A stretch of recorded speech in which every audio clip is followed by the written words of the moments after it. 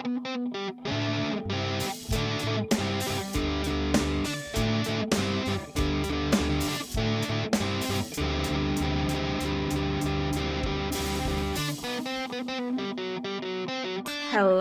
my name is Gray. And my name is Crystal. And this is Investigation Beauties, a supernatural commentary podcast where I, someone who has seen this show several times. And I, someone who only knows the show through social media, discuss every single episode of Supernatural from start to finish. Also, we're both Asian. Both Asian. For today's episode, we are discussing Season 4, Episode 16, On the Head of a Pin. Written by Ben Edlund, directed by Mike Rowe. This is a big one. Big one. What does the title mean, actually? It doesn't come up. I suppose it's like... It's because it's Angel v. Angel. So it's like dancing can be... Fighting, yeah. Sure, okay.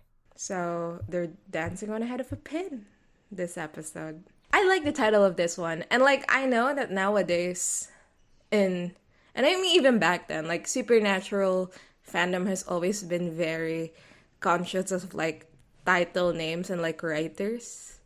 Like, you say a scene and everyone is like, oh yeah, that scene is in episode blah, blah, blah, written by blah, blah, blah. And it's like, you know, people are very aware of the writers and everything.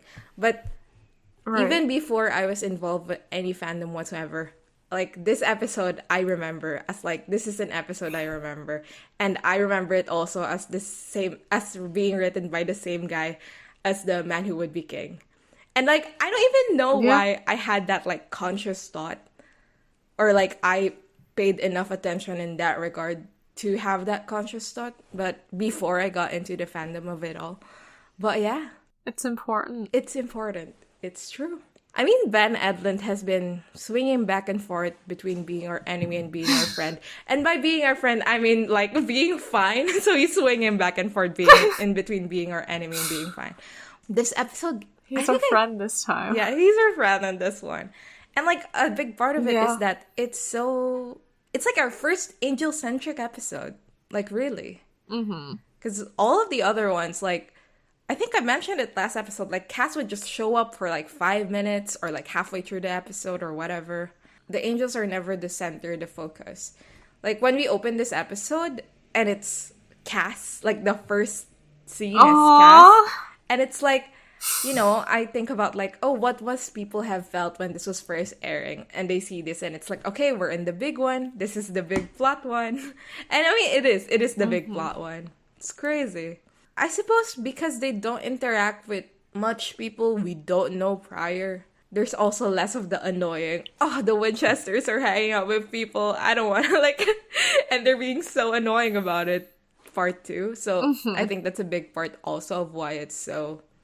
Like, it's nicer to watch because you don't have to deal with everything else.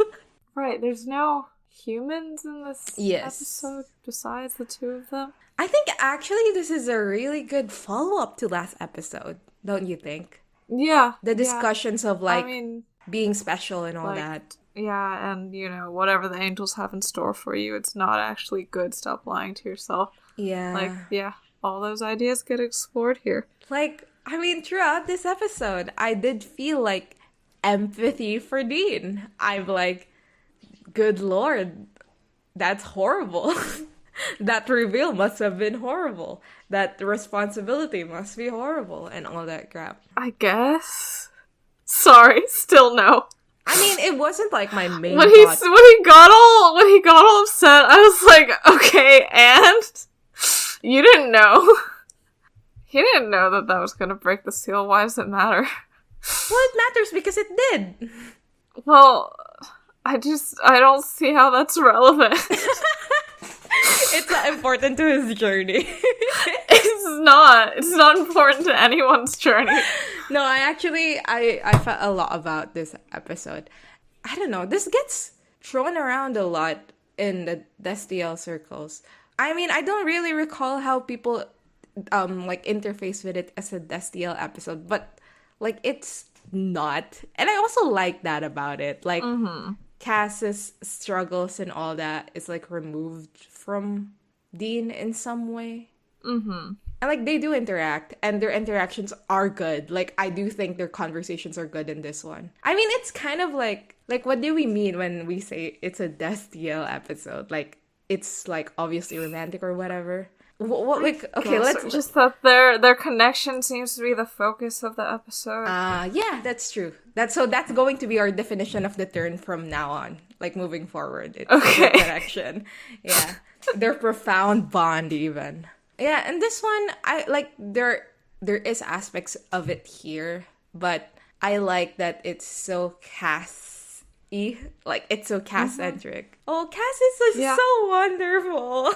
Yeah, and I like Anna and Uriel in this episode a lot, too. I think, they're all much bigger in my head than Dean was. Yeah, exactly. Like, I think this is what we said about that episode that we liked and was rated so low. The Magician's one, what's it called? Chris Angel is a douchebag. Yeah, the old guy Yowie. And it's like, that one, it's like, it's barely about Sam and Dean. And that's why it's good. Mm-hmm. And like, I suppose it's rated low because it's barely about Sam and Dean in the not plot way. Yeah. But this one is like barely about Sam and Dean in the plot way. And also, I mean, I also said last time, right? Like, what makes this stand out in your head, like what makes you remember it, is the atmosphere of it. And wonderful. Wonderful. It's a wonderful episode. I quite like it. So, what did you know about it going in? Obviously, like, everything, probably. Yeah, I mean, obviously I knew about the flickering halo street lamp shot, most fun thing that's ever happened. I know that it ends with Cass having a conversation with Dean in the hospital, where Dean talks about, like, letting down both of their dads. I knew that this was going to be the episode where Sam's demon blood drinking gets fully revealed, and that he, like, saves Cass with his powers on Alistair. I know that Cass says, like, I would give anything to, like, have you not do this, or whatever, before he tells Dean that he has to go torture Alistair. And then I guess just the gist of Cass's conversation with Anna, and how he asks her to tell him what to do, and she refuses. Yeah. So yeah, just most of it. I think that those are the big parts. But also, like, every single scene in this episode with Cass in it, like, every single shot of Cass is like, that's an iconic shot. Like, and then the next scene happens, it's like, wow, that's also an iconic shot of Cass. Like, no, for real. You go through the profile pictures of every Cass girl on the tumbles. It's probably gonna be from this episode, you know? Yeah, it's that iconic. It is, yeah. Oh, they really go ham on the Halo imagery on this one. Yeah, thank God. It's like the lowest hanging fruit of having an angel character, but, like, I mean, I love fruits, baby. I love to pick them. Yeah. So, it's fine. So, the dance sequence is, like, very Anna-centric, I would say, but not in the, like the way you would connect with the character. It's kind of like the plot of her, you know, the plot of her presence in this show. And it really focuses on she's an angel now. Because I do think that is a little bit hard to recall. Like, that's not the first thing you remember, because the last time we actually, like, interact with her is she knows she's an angel, but she doesn't have her grace. And so now it's like, oh, she has her grace. Although we don't really see it. Yeah, well, it ends on her getting her grace back, but yeah. So, you know, like, it's just at the tail end of the episode. We don't really interact with her as an angel with her grace back. Mm-hmm. I mean, we also still don't. And I actually quite like that. Because, like, they really make a point of having Cass, like, move things telepathically a lot this episode. Mm. But you have, like, Anna, who doesn't do that at all. And, like, actually touches Cass. And it's, like, you know, it's wonderful to me that this whole episode, Cass doesn't touch anything. I mean, you know what I mean? Like, when he's trying to, like, move something, the pipes, whatever, he just telepathically does it. And then you have Anna, like, reaching out to him, and that's something that he's, like, offended by almost. Yeah. Yeah. Anyway. Yeah, I mean, she teleports and makes the lights flicker, but you're right that there's, like, less of her power showing off in this episode. We also get some Sam recap in the then sequence. I mean, to lead up to the demon blood reveal, like, we have the part where he tells Ruby it's not the psychic thing I have a problem with. I guess, like, we probably already discussed it when it actually happened, but, like, do you have further thoughts on that? Like, what does he actually think is so bad about drinking demon blood? Because, like, that's, like, the big thing of season 4, right? Yeah. It's like, oh, what Sam's doing is, like, probably evil. We're not sure. Oh, we're pretty sure it's evil, but, like, what's supposed to, like, really, really hammer that down is, like, he's drinking demon blood, and that just automatically is an evil action. Yeah. And it's like, what is that? Because you can say that, like, oh, it can lead to, like, further bad things, like, you know, that nurse that he bled out or whatever at the end of the season. Yeah, sure. But, like, but that doesn't happen yet. Uh-huh. And also, like, Ruby's vessel is like, that's just her. There's no one in there. So no one's suffering in that way. And they don't give a shit about the vessels anymore. Yeah. Like, that is very clear with, like, everything Dean's doing to Alistair later. Yeah. Like, there is a guy there. They don't give a fuck. Yeah. So it's not about that. Not at all. Okay, I guess Uriel is the one who has the talk with Sam where he's like, your mom died because Azazel wanted to force demon blood inside of you, and now you're just, like, doing the same thing voluntarily with Ruby. Right, so I guess that's something, just the association of that with Mary's death. Yeah. And like, then... to Sam, that makes it fundamentally bad. To us, I don't know. But, like, yeah, to Sam, that can be, like, the reason why he's opposed to it. Yeah, although I feel like that's a bit weak. Yeah. I agree. It doesn't feel like the same thing exactly. And, I mean, okay, in season 2, we have, you know, Sam following the psychic kids and being, like, more and more afraid that, like, all of them, like, go bad, all of them end up killing people. One could claim it's the demon blood that makes them evil, but, like, although I presume that's are we supposed to think there are actual mental, like, effects? No. Like, are we supposed to think that, like, Sam getting arrogant in season 4 is partly because of, like, the demon blood being mood altering in any way? Or, I don't think so, because, like, we see, like, that guy who, like, has the giant bong. He seems pretty cool. Andy, is that his name? Yeah. Yeah. Does he end up being a murderer? That's not him, right? That's Ava. No, Ava kills him before he can be a murderer. Sad. He should have been a murderer. Well, I mean, we can see from the episode, like, the different kids, those different, like, them. What's the term they use? Psychic kids. Yeah.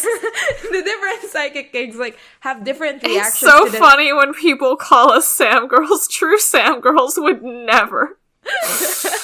But yeah. Yeah, I'm so sorry. But, like, you know, the different psychic kids had different reactions to the situation. And, like, Ava seems very into it. But, like, I don't think that's a demon blood thing. I think it's just she was there for a long time. And like, her fiance was killed, like, pretty brutally. And she's like, really we all cope in our ways. Exactly. I don't think it's directly that. But maybe Sam can think it, although I don't think he does. I think a part of it is just the surrounding accoutrement to it, which is that doing this means he has to lie to Dean, and, well, only that, I presume. Like, doing this means he has to, like, hide it, which may make it feel, like, guilty. You know, there's the aspect of, why would you hide it if it's bad, which Dean has brought up before. Or, why would you hide it if you think there's nothing wrong with it? Yeah, that one. Yeah, and it's like, it's because Dean will judge me. But also, Dean will judge me because Dean thinks it's bad. And it's like, it just piles on to each other. So, I don't know. Yeah. Like, it is uncomfortable to lie to a person who is with you, like, all the time. So, yeah. I guess it also makes Sam, like, dependent on Ruby in a way that he really doesn't want to be. Yeah. Yeah. I mean, I guess, what they lean not necessarily, into. Because he could just, like, go around and then, like, suck the blood out of demons. Like, he does do that, doesn't he? So, he's not actually that dependent on Ruby, but you're right that they do sort of lean into it, where it's like, now it like seems a like drug he only really allegory. I mean, also they do hunt vampires, and this is what they do. What do vampires do? Do the vampires literally just drink blood? Yeah. Well, I mean, this is like the same thing. And if the vampires like were hunting, and then you know, but that's different because those people needed to live, and Sam is like he needs it to defeat Lilith so that everyone in the world can live. Too. Yeah, exactly. I do think strongly it's just that the hiding aspect of it is like frustrating and difficult and makes it feel worse than how Sam would feel if he didn't have to hide it. I guess, but also I feel like we're talking about like supernatural here, right? And I feel like for supernatural it's like like the language of like biological impurity is pretty big. In supernatural, like I feel like it is just like a we're tainting instinctual like ugh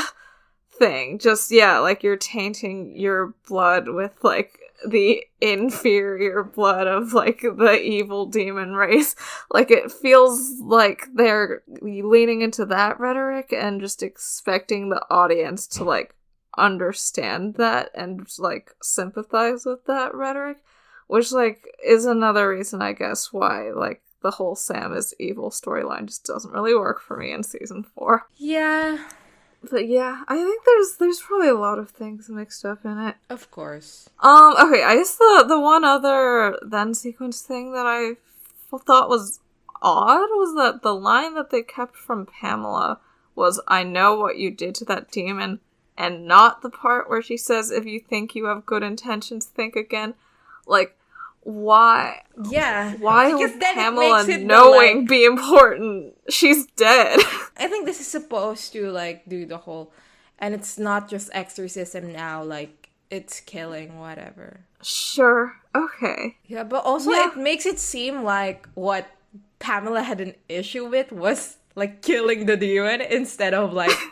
whatever it is she had an issue with, which is pretty funny to me personally. That demon was my pal, how could you? No, like, you know how, like, later when Sam is torturing Alistair and Cass is looking at him like... I mean, we'll talk about what Cass looked like in that scene later. But, like, I kept on thinking, like, this is what you, like, wanted. Like, you wanted Alistair tortured to get info out of him. Like, you can't judge Sam for doing what you were, like, already doing. Yeah, like, it's okay to do it using, like, physical torture with knives and shit, but, like, as soon as Sam uses his powers, it's, like, bad? Yeah. Okay, I don't get it, if you say so. And that's kind of the vibe of the Pamela line here. It's like, it's okay if you kill the demon with, you know, stabby. I mean, Dean says, hey, use the knife in Metamorphosis. Yeah. Or if you exorcise a demon with your words, it's fine. But once you start waving your hands around, no. And it's like, okay, well, I don't fucking know what we're doing here. Yeah, we just still have not seen any evidence that the blood is, like, bad. actually changing Sam in any way besides giving him powers. And, like, maybe the idea is that we're just supposed to know that it comes with a catch, because it has to, because demons are evil. But, like, I don't know that. We start with Cass. As I've said, Cass! This scene of this episode is Cass. And, like, I just find it so funny that, like, whenever we talk about a previous episode before that was just okay until Cass shows up, like, last episode and the Great Pumpkin episode, it's like, you know, like, you can actively hear us be like, so like, oh yeah, we're just waiting for Cass to show up when we're talking about the scenes. And now, like, Cass is literally here. He has shown up. First go. This intro is actually, it's iconic to me. Like, I remember it. I mean, to be fair, I remember, like, all of this episode. But this intro specifically, I remember watching it and thinking, that's cool when we pan out at the end. Oh, absolutely. Yeah. This is the first time we see an angel die, right? And this episode is the first instance of the wings, like, being burnt in this way. Yes. And God, it's such a good choice. idea. And, like, the thing about Supernatural is you can say anything about it. And I literally do mean that. Like, you can literally say anything about Supernatural. But the way they handle the imagery of the angels, like, the physicality of it, I do find it quite impressive always. Like, the wings part specifically. The fact that Supernatural never shows the wings, it's always just shadows, I think is such an excellent choice.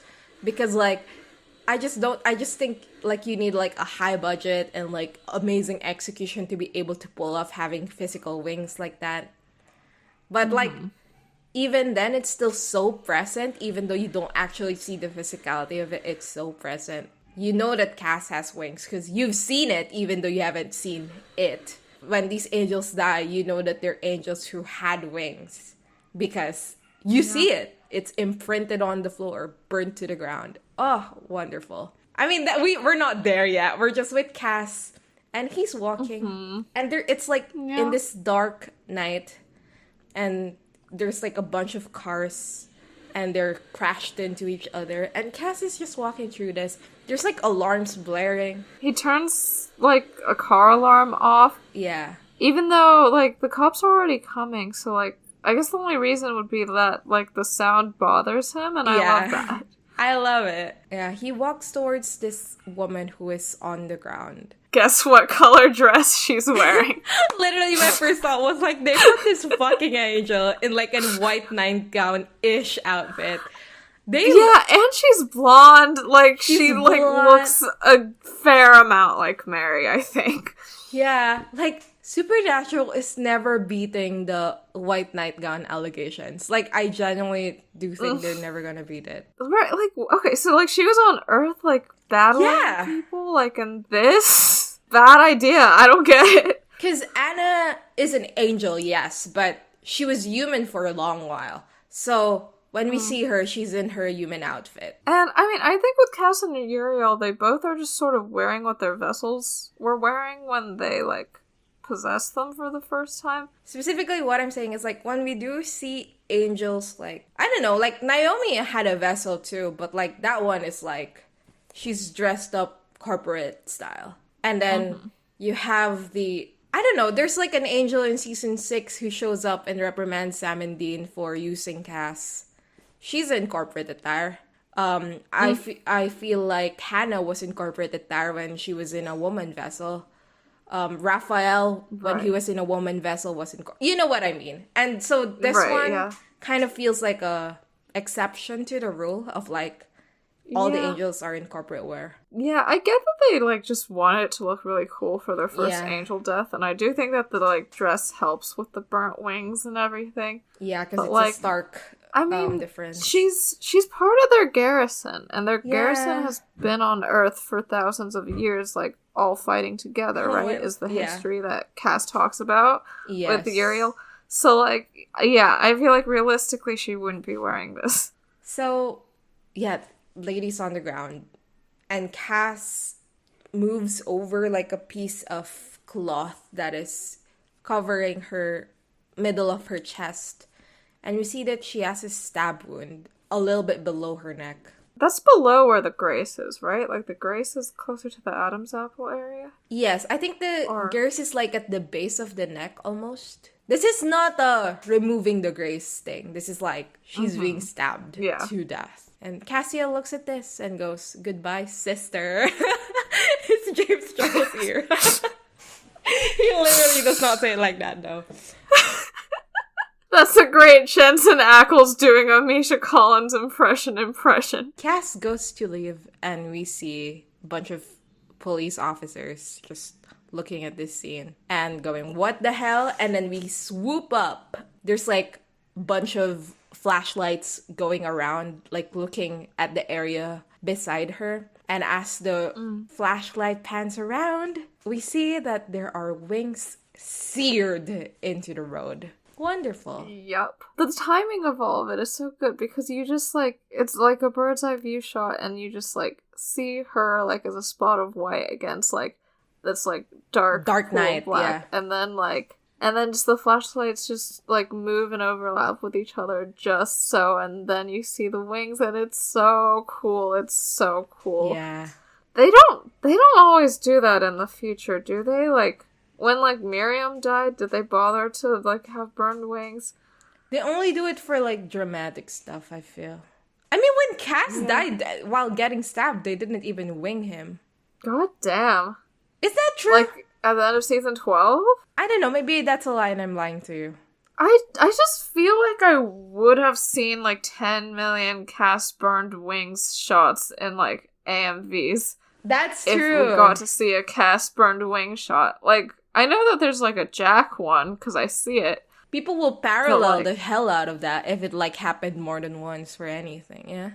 Exactly. I think we have it here. We have it with Uriel later. Godsteel, the field of burned wings. Oh, yeah. I mean, that scene is wonderful, but it's colored in a way that if you put it in an AMV, it looks so it's so ugly. Yeah, it's bad. Which is also my main complaint with the Purgatory Season 8. Like, I genuinely feel like they were comfortable enough to make it that gay. Because they were like, and nobody's gonna be able to put it in their fucking AMVs because it looks so bad. Literally. We cut to Impala, and Sam's driving. Hello!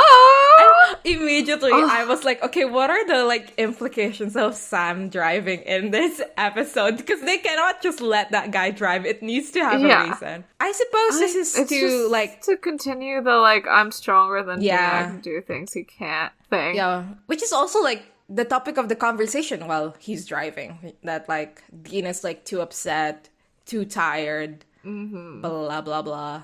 Sam is saying that they're going to Cheyenne to meet with Ruby. You know, he starts being like, I know you don't really like her, blah, blah, blah, but Dean's like, I'd a gaff. It turns out that what's on Dean's mind is Pamela's death. He says, I don't really give a rat's ass, which, like, I mean, he's said this before, I think. For sure. This is, like, a typical Dean speak. Is it, like, something people say? Because I've heard it otherwise. Okay, great. Yeah. There are so many phrases in Supernatural that I have to, like, guess whether, like, people actually say it or, like, Dean says it. Yeah. And sometimes I would use it in real life and, like, people would be like, oh, where'd you get that phrase? Because, like, you know, even if it's common in the United States, for example, like, it's not going to be as common in the Philippines. And I have to be like, oh, it's an American saying. And I just pray to God that, like, it's an American saying and not a Dean saying. And if they Google it, the first result isn't like, what did Dean Winchester mean by this when he said it on Supernatural? Well, rat's ass is safe. Rat's ass. Don't give a rat's ass. Yeah. Right, so what Dean's upset about is Pamela's death. He says Pamela didn't want anything to do with this, and we dragged her back into it. And I guess Sam's sort of just compartmentalizing really hard, right? I mean, It does suck that, like, he was the one who, like, woke up at the moment of her stabbing, so, like, he probably feels more responsibility for, like, not being there on time.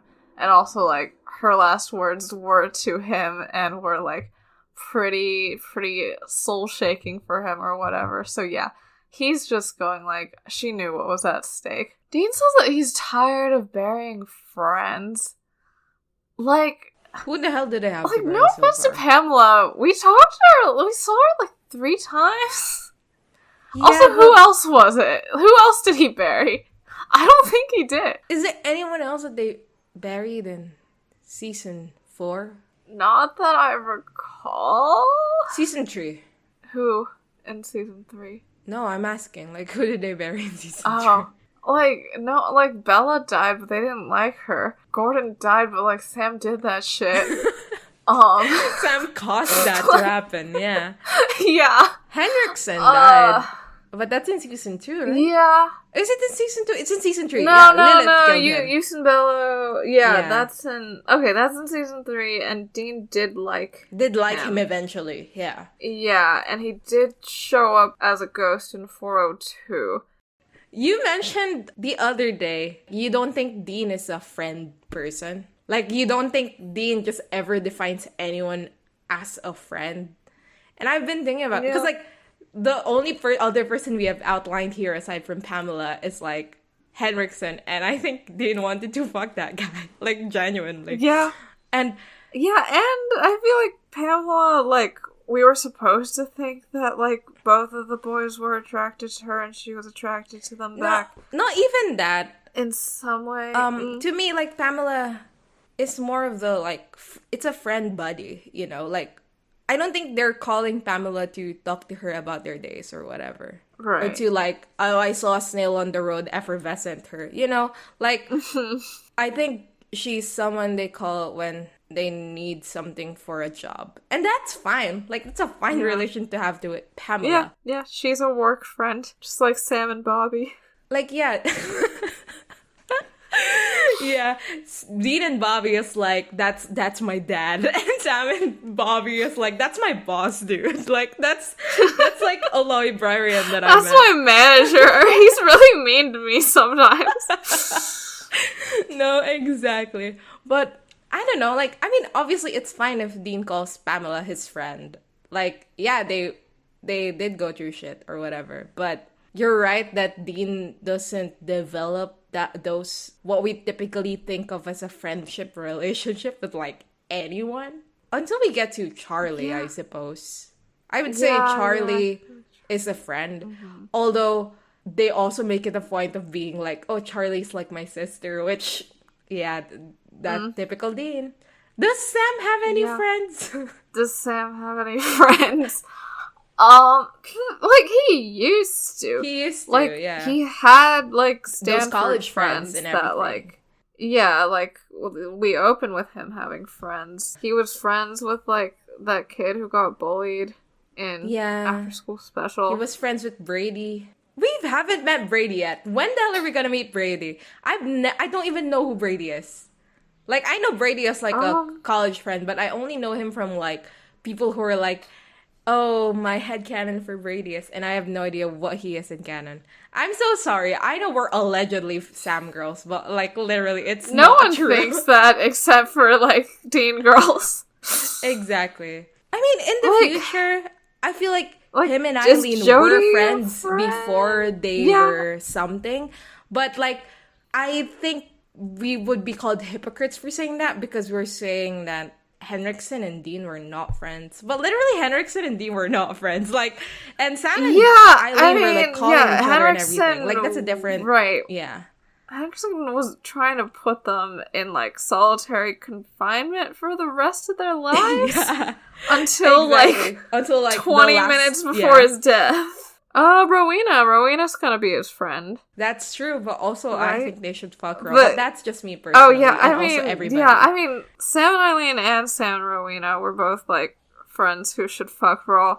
Yeah, but that doesn't mean they're not friends. I feel like they're still friends. They just also should fuck Raw. Is Jody a friend? I think Jody is a friend. Although I don't really remember much of the Jody, Sam, and Dean relationship. Yeah, mostly because I think that, like, the bulk of that happens in, like, Asa Fox, which is in season 12, which is the season where I kind of lost my mind. Okay, Dean supposedly had his friend in Sin City. The guy with, like, the New York accent or the whatever. What the fuck is Sin City? We already watched that, and I have no recollection of what it is. In 304. Oh, I still have no idea. The guy with the New York or Boston or something accent. I literally am U.S. American. I should know this. Both of them, like, are kind of buddies with that guy, right?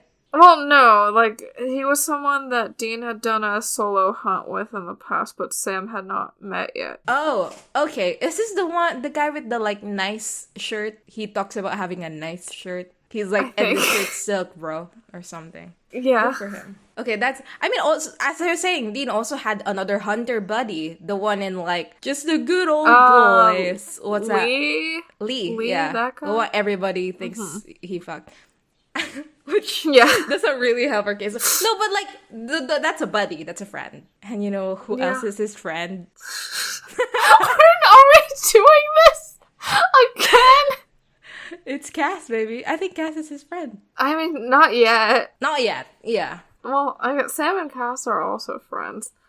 But yeah, no, I mean, all of them are pretty bad at friends, and all, like, Dean especially likes to fit his friends into the family paradigm instead of the friend paradigm.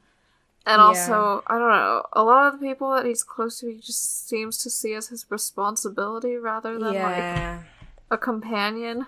And I mean, they're being bad at friendship.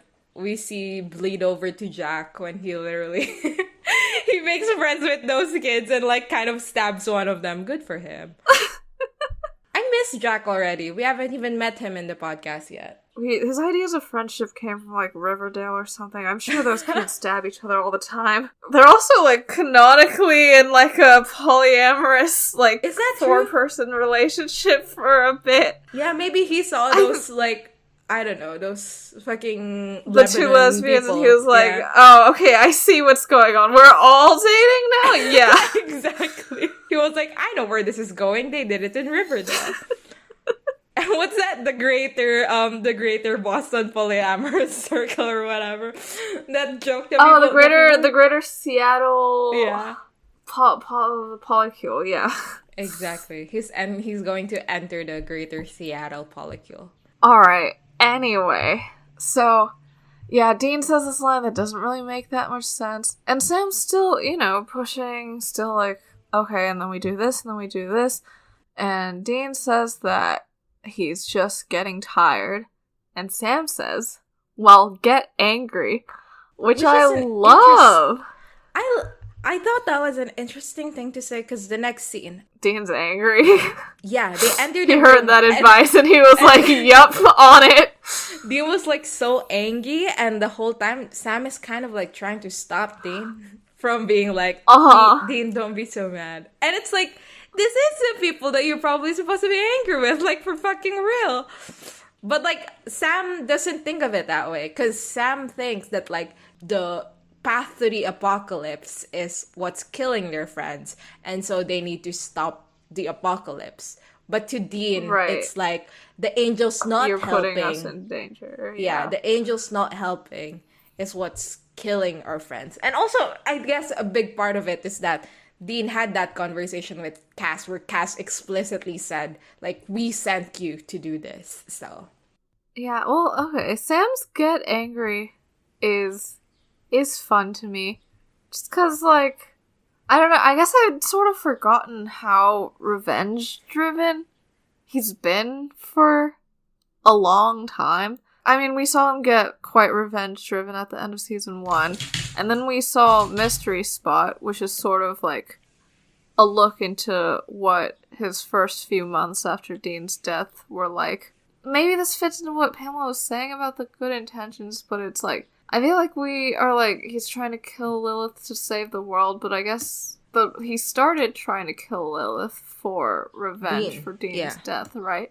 Like, do you feel like that's still what's primarily motivating him now? Like, what is he thinking? I wouldn't say it's number one motivation right now, but I'm sure it like helps that like, oh, and she wronged me personally. Is saving the world his primary motivation, though? I don't know, because like I think about it and it's like episode 2 is the reveal that the world is ending in some way, right? Like that's when Cass said it, that like Lucifer is going to rise if we break all the seals or whatever. Yeah, Sam doesn't seem to like step it up at all. Like, yeah. And also like prior to that, he already was like having conversations with Ruby about like upping his skills. And also like he did spend all of those months hunting down Lilith. Like that's the reason why he got intimately involved with Ruby. Because of that journey of getting to Lilith. Okay, like season 3, it was like the war on the demons because like they all got released from the gate. Yada yada. That is sort of dropped in season 4, but it's like all the demons coming out of the gate is what makes it so that they're speeding along the apocalypse better. So I guess like it could just be a continuation of the war of season 3. I think what happened there is like there was like war between those demons and then Lilith came on top. So like that was dropped because now it's like, oh, we have one specific target now. All of those demons have coalesced Is that a term? It's coalesce Yeah. means to go together, right? They coalesced into being like under Lilith, right? Yeah, and then, I mean, she engineered the Dean going to hell thing so that the first seal could be broken so that the apocalypse could happen. So, yeah, I guess it is all sort of the same thing, so it doesn't really mean that much that Sam didn't step it up after 402. But I don't think Sam knew that Dean was sent to hell to start the apocalypse. That's true. Sam doesn't know at the end of this episode either. Like, does Sam I don't think so. Sam ends up knowing what the first seal is at some point, right? Does he? I actually don't know. I don't remember. Okay. Yeah. As they come in, Sam opens the lights, and Uriel and Cass is there. And the way they are positioned is like Cass is like kind of like the attack dog on the side. That's like a little bit on the back, facing like He's away quite from them. far on the back. Yeah, far on the back, facing away from them even. Uriel is the one doing all the talking. Uriel says, like, you are needed, and Dean gets upset with this. And Uriel starts doing the whole, like, okay, mind your tone with me. He acts pretty much the same way he has acted in the past. Although I do feel like now he is acting with more amusement than anything regarding Dean. Like, I feel like in the past, it's kind of like when Dean talks like this, he was kind of like a bit more offended, like genuinely. And then as the time progressed, like we see this with Anna too, with the Anna apps too. Like, he's kind of just like, look at you. Like this guy thinks he can talk to me like this. Yeah, Sam explains that they just got back from Pamela's funeral. And Dean's like, yeah, Pamela, do you remember her? And then he starts talking to Cass directly. He goes like, you remember her, Cass, right? You burnt her eyes out. Yeah, he says she died trying to save one of your precious seals. So maybe stop pushing us around all the time. Uriel says, we raised you out of hell for a purpose. Which, I mean, Dean's been contemplating on this. And as we've said, like, this episode interfaces with that. But, man, horrible. At some point, Cass goes, Dean, we know this is difficult to understand. And Uriel goes, and we... And, like, gives a pointed look at Cass and then faces back at Dean. And goes, don't care. And, like, the look that is happening in this situation is, like, Cass is looking at Dean. And then as Uriel says this, just looks back ahead away from Dean. He turns around so he's, like, fully in profile and sort of tilts his head up like he's, like, trying to make himself into a statue.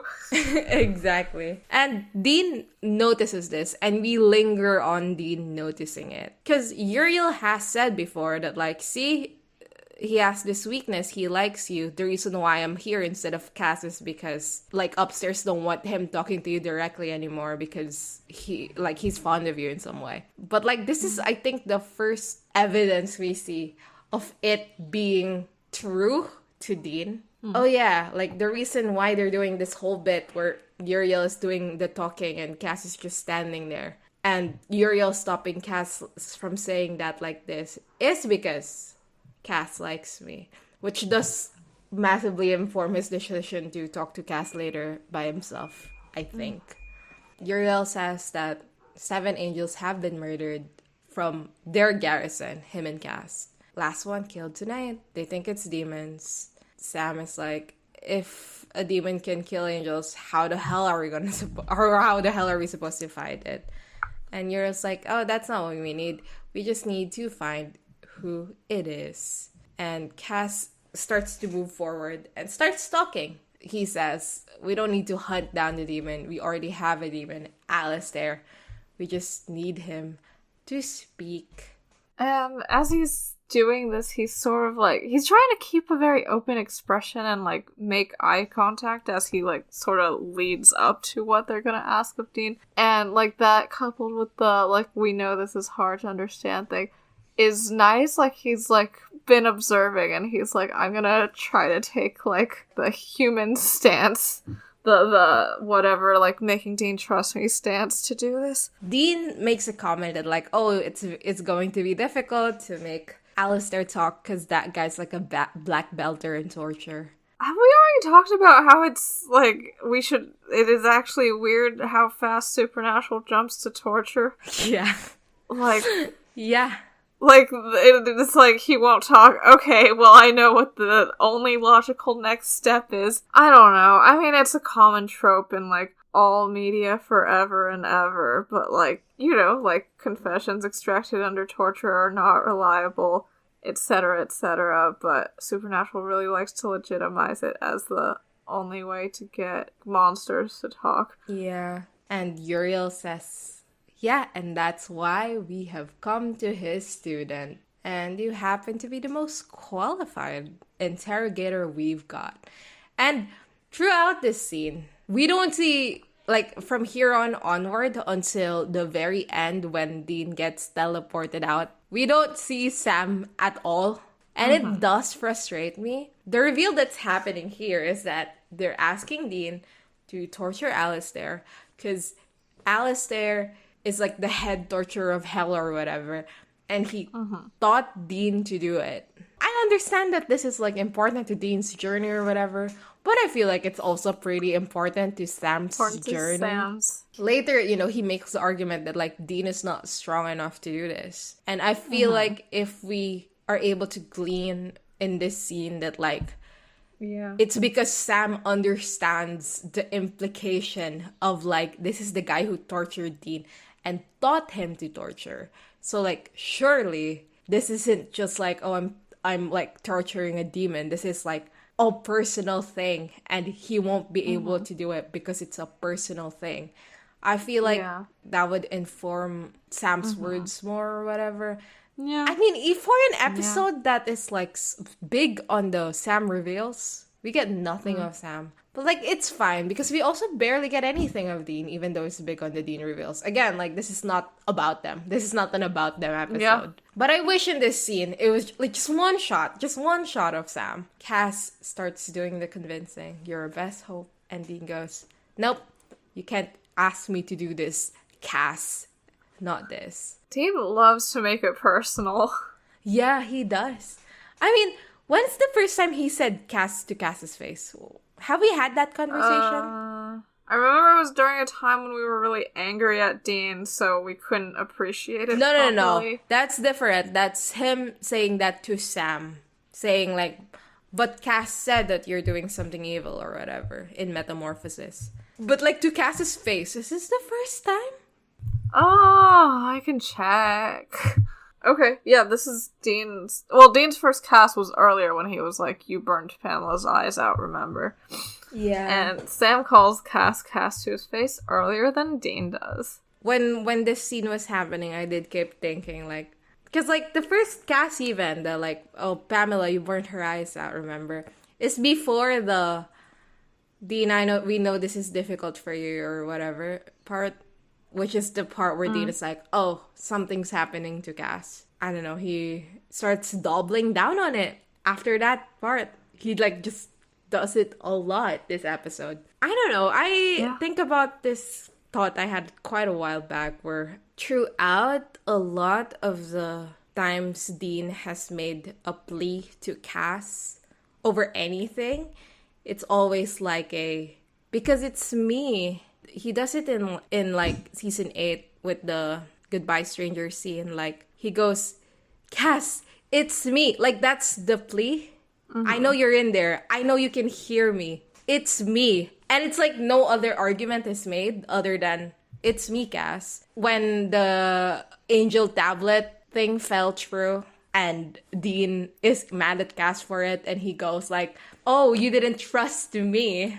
And then he repeats it. He goes, you didn't trust me. So, like, the whole point of that, oh, you ran away. The mad part isn't even that he lost the actual tablet. It's that he didn't trust Dean specifically. And, like, the man who would be king, he goes, I'm asking you not to just cuss. The implication there is, like, because I'm the one asking and because I'm asking you to. Like, I'm just saying it, which is what should make you not do it. I don't want to make it seem like this is like a conniving thing for Dean, but I do think, as you said, that like he thinks of the people he loves, people he thinks is important to him as like responsibilities. And part of that is like also thinking that their responsibility in the relationship is to like follow Dean in some way, you know? For Sam, we see this in that, oh, but like you shouldn't drink demon blood or whatever. You shouldn't go be with Ruby because I think it's a bad idea.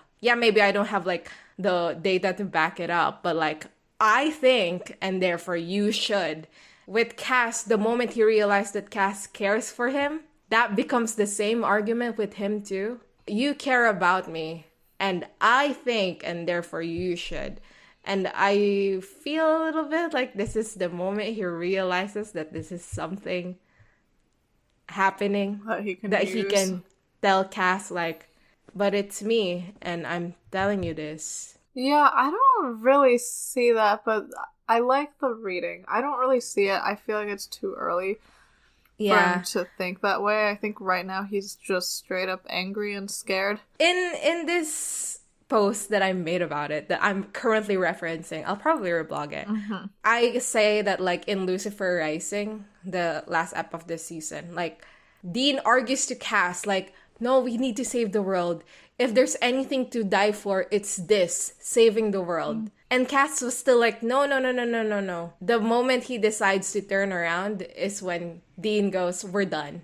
Don't talk to me, we're done. Yeah, he does like Dean. And to Dean, it's like, oh, the core of the relationship is that Cass likes me and will do things for me because of that. Because I am the one asking. Again, like the tag I left on this post is, this is not Dean crit. Like, I don't think this is a bad thing. I think it's just at the back of Dean's head. Like, this is one of the thought processes that informs his decisions moving forward in this show. Uriel says, who says anything about asking? Zaps Dean away. And like, this is the only time we pan to Sam's face. Who gives the most overacted damn it I've ever heard. Yeah.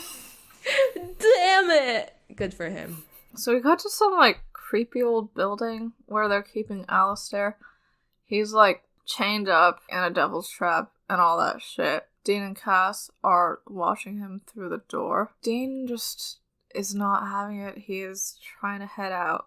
As he walks past Uriel stops him. And he says, angels are dying, boy. I love the way Uriel calls Dean boy. Like, he really does think that he's superior to all humans, and he's right. Dean replies with, everybody's dying these days, which, you know, continuation of earlier. He says, like, you know, I get that you can make me do whatevs, but, like, you cannot make me do this. You know, Cass tells him that it's too much to ask, but, like, we have to ask it. And then, like, Dean sort of, he makes some calculations, I think. And then he says that he wants to talk to Cass alone. And, I mean, currently it's like he's the weak point. I can get him to, like, let me go or whatever. But I think later in the conversation it becomes more of like I trust Cass to be the one to tell me how necessary this really is. And I'm not entirely sure when it switches, but interesting. I do find also that the moment, like, Uriel leaves, Dean starts joking. Like, I mean, it's still a serious conversation, but, like, he goes back to usual Dean banter. He jokes about the donuts while Uriel's leaving, so I don't think it's just that. But that's a different tone. You know what I mean? Like, he's saying it spitefully to Uriel. The moment he goes to Cass, it, like, becomes a bit more friendlier, I suppose. So, Uriel says, I think I'll go seek revelation, which is a great way to refer to, like, listening in on Angel Radio or whatever. He's looking for further orders. And yeah, Dean says, well, get some donuts while you're out. You know, Uriel laughs, and he says, this one just won't quit, will he? I think I'm starting to like you, boy. Which is fun. Like, he likes how predictable Dean is what it is, and that's fun.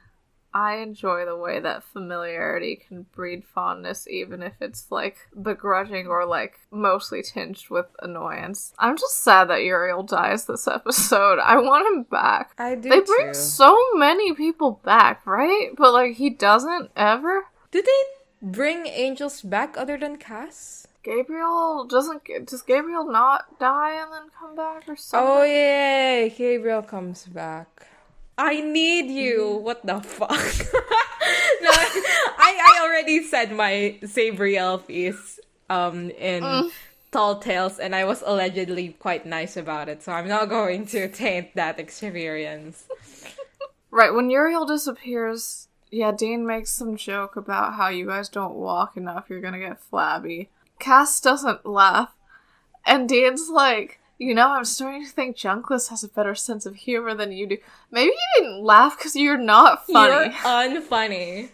Like, have we considered that? Okay, so, like, just Uriel is called Junkless? Like, he thinks all other angels are fucking and sucking, it's just Uriel who's not? Like, what's the deal with that? Yeah, okay, and then we get, you know, the most important line that's ever happened in all of Supernatural, which is, Uriel's the funniest angel in the Garrison. Ask anyone. He literally is the funniest angel in the Garrison. But, like, everyone in the Garrison is dead, so I guess it's not that much of a contest. Yeah, it's Cass or Uriel, and, you know, Cass pretty killjoy, just like Sam Winchester. Mm-hmm.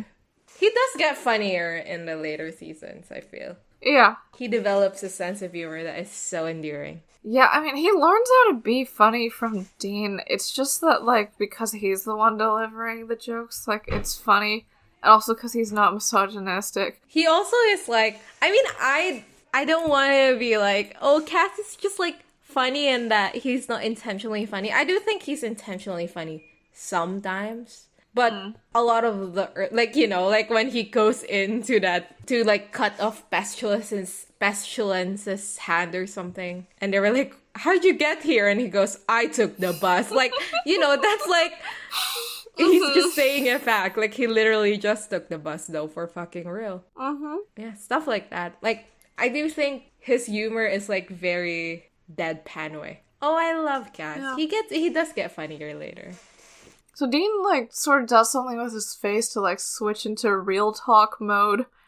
And then he walks closer to Cass and he's like, what's going on, Cass? Since when does Uriel put a leash on you? I feel like, yeah, the first what's going on, Cass, sort of, it seems like he does sort of care and is sort of concerned. But then the second sentence sort of, I feel like, solidifies it as, like, he's trying to separate the two of them, like put a obstacle between the two of them so that Cass is more willing to let Dean go. Again, like, I'm sure, like, Dean is subconsciously thinking this, but I don't think it's, like, the conscious thought. I mean, it's true, but, like, it's not the conscious thought.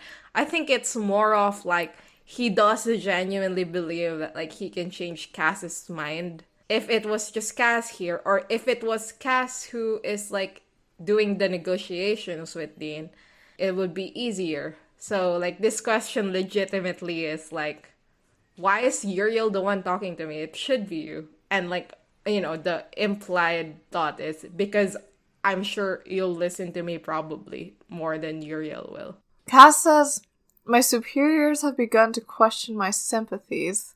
Who are Cass's superiors? What is the chain of command? Know. Because, like, Anna was his boss, but, like, she's gone. Who replaced her? I think Cass replaced her. Cass is now the head of the Garrison. Okay. Yeah. So, like... Who was before Anna? Who was, like, on top of Anna before? I don't know, actually. But, so, like, the General Heaven Command, maybe? I don't know. Dean asks, your sympathies? And Cass says, I was getting too close to the humans in my charge. You. Crazy line. Crazy line. Okay, the way this is delivered, like, he's looking at Dean directly. There's not a pause and there's between charge and you. Like, besides the amount of pause that you need for just a regular sentence.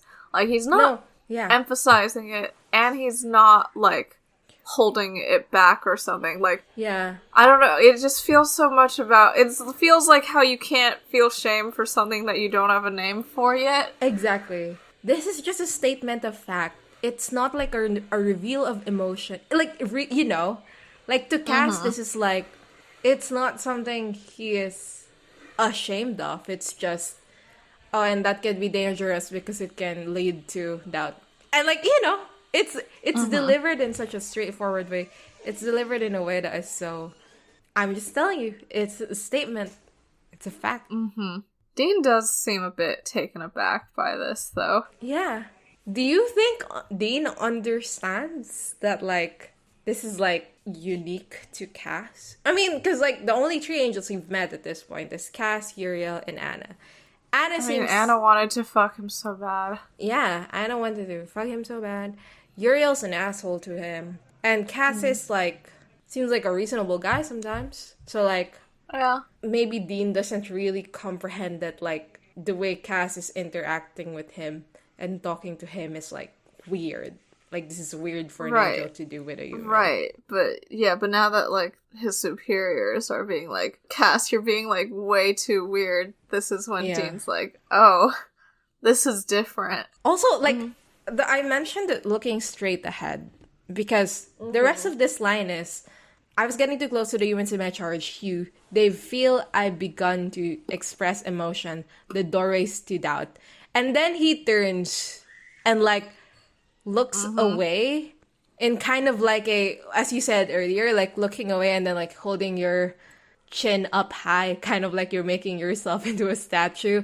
He goes, this can impair my judgment. I don't know. It gets to me that him saying like, oh, this can impair my judgment, and then turning away in that moment to look away from Dean and go back to his like stoic self that is like so closed off almost, is like, oh, and now what's happening right now is not impairing my judgment at all. Like, telling you this, not impairing my judgment at all. This, having this conversation, not impairing my judgment at all. You know, because like, that's kind of like the implication of the looking away to me. Yeah, like, I'm just telling you this because you're asking. Like, it doesn't mean anything to me. Yeah, again, like, he treats it less like a statement of fact and not a reveal of emotion. Oh, Cass, your judgment will be so impaired, buddy. For a man in jeans. I mean, Dean is sort of aware. Okay, like, I like that, you know, he says that just emotions themselves are the doorways to doubt. That's just the issue right away. And, like, we already knew that in 410, because, like, Anna said that in heaven they can't have feelings, and they, like, have to be cold and like a marble statue and have only obedience, blah, blah, blah. But, like, it's nice to have that continued here. And, okay, another thing that Anna said in 410 that's, like, so crazy now that I think about it is that she said that we have to take the fact that, like, the orders that they get and stuff are from God. We have to take it on faith, which we're killed if we don't have. So, like the whole, like, you're getting too close to Dean, like, get away stuff. That's, like, step one of the, like, and then if you get to this point, we're just gonna kill you. Yeah. Yeah. So, as you said, Cass turns away again into his marble statue pose. Dean, he, like, circles around to talk to Cass, and you think that it's, like, to make Cass look into his eyes again? But, like, he doesn't. He continues through his circle, and now they're, like, standing so that Dean's looking at the door, his back to Cass, and Cass is, like, his shoulder, is, like, a 90-degree angle away. So they're both, like, looking, like, 270 degrees away from each other, basically? Yeah, and Cass is, like, by Dean's shoulder, like, a blurred-out division on his shoulder. Oh, what if the angel on your shoulder is telling you to torture some guy? It's horrible. Dean says, like, tell Uriel or whoever you do not want me doing this, trust me. And Cass says, like, no, we don't want it, but I've been told that we need it. Ugh, he's been told. So, like, he doesn't even know, but, like, Dean is still, like, starting to get convinced just by Cass being told. But also, I guess there's the interpretation that he kind of also wants to do the torture. Like, he doesn't, but he also does. He tells Alistair later that he's been dreaming of it, so I think that's part of what's going on here, too. Do you think that's true, or is that just torture talk? I don't know. I mean, he does get creative with it. That does imply some forethought. He does say that, like, when he was in hell, he liked it. Like, yeah. And, like, I guess here it's, like, he hates that he likes it. Like, if you put me in there, and then I realize that, like, I still do like it, I think that's going to be real bad for everyone. Yeah, he says that if, like, he opens that door and walks through it, like, you will not like what walks back out. And then Cass says, like, you know, crazy line. For what it's worth, I would give anything not to have you do this. You just met the man. What does that mean? Cass is, like, so taken by Dean. Yeah, and I guess if, like, his, like, default state in heaven, like, while he's, you know, post all his mind wipes and stuff, is, like, no emotion. Even if this is, like, not that much emotion, it's, like, the only one he has. I mean, also, there may be some form of protectiveness over Dean. Because that is a guy he raised out of perdition, you know?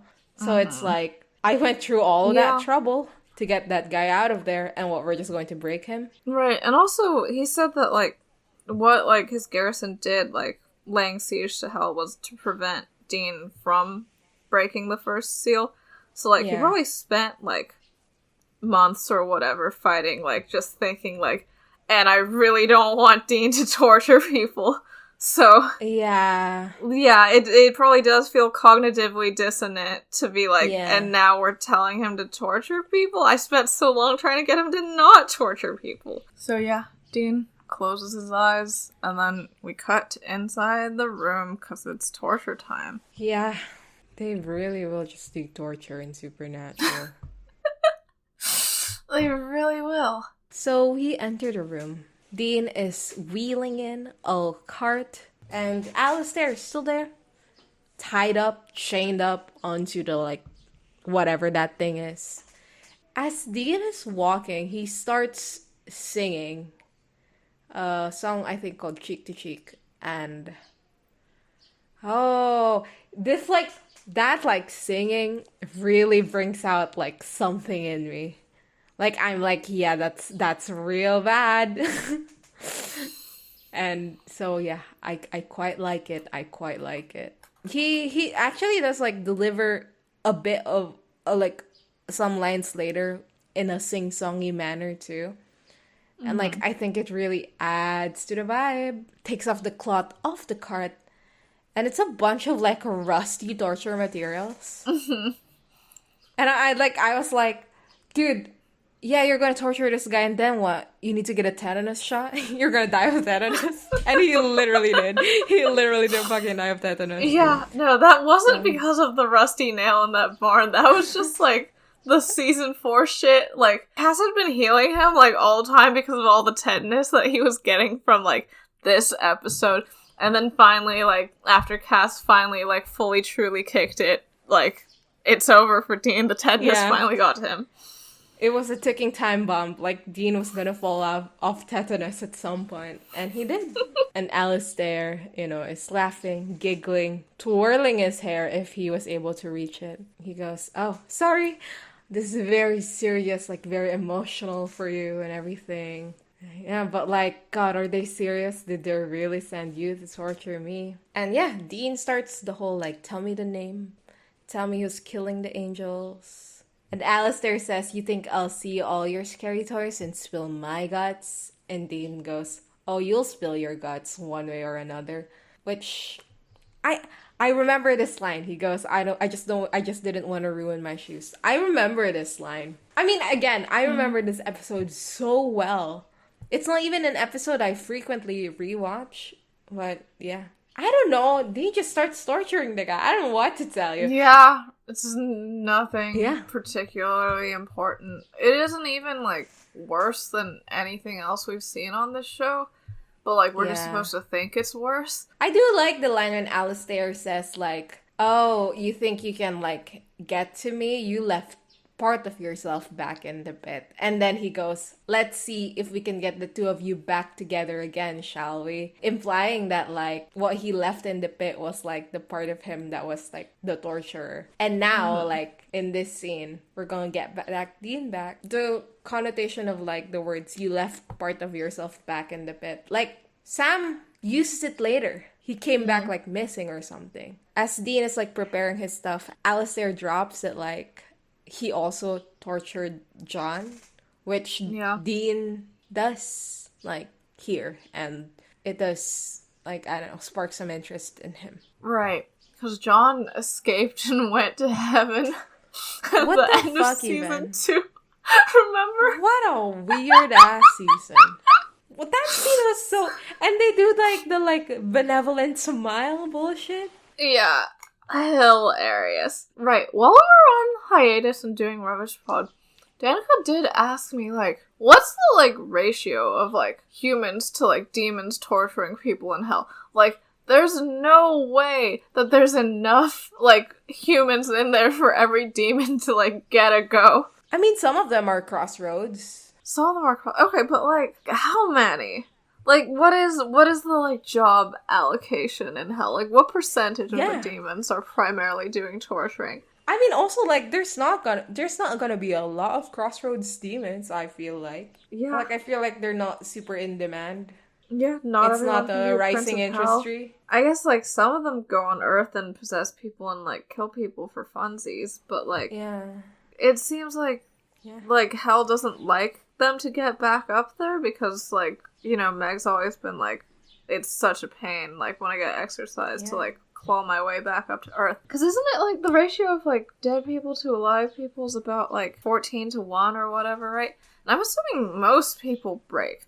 Like, I don't think that there are people who, like, never ever some break. people also go to heaven. Sure, okay, but I'm just saying that overall, like, I'm saying, like, there's probably, like, 14 times more, like, demons than, like, humans in hell, approximately. Yeah. Is it just, like, 14 demons to one person, and they, like, only have to do a torture session, like, bi-weekly? Like, are they doing a team? Rotations. Yeah, do some of the torturers, they're like, oh, I'll let you practice torture on me, bro. Like, what's the... Yeah. What's the deal there? You know, some of these, they're just TAs. Like... I mean, Dean was a TA. Dean was literally Alistair's TA. That's actually a very interesting question. I don't know. The hell economy is in shambles. Unemployment is at the massive high. R.I.P. Very sad that Dean couldn't just be one of the unemployed people down there. Like, those people are having a great time. Like, they're not being tortured. They're not torturing. They have demonic powers. They're just probably, like, playing cards with each other. Like, good for them. We cut to the motel room in Cheyenne. We see Ruby again. Hi, Ruby. It's been a while. Genevieve Ortiz is still not a good actress. But it's fine. It really isn't, though. But, you know, we live, we laugh, we love.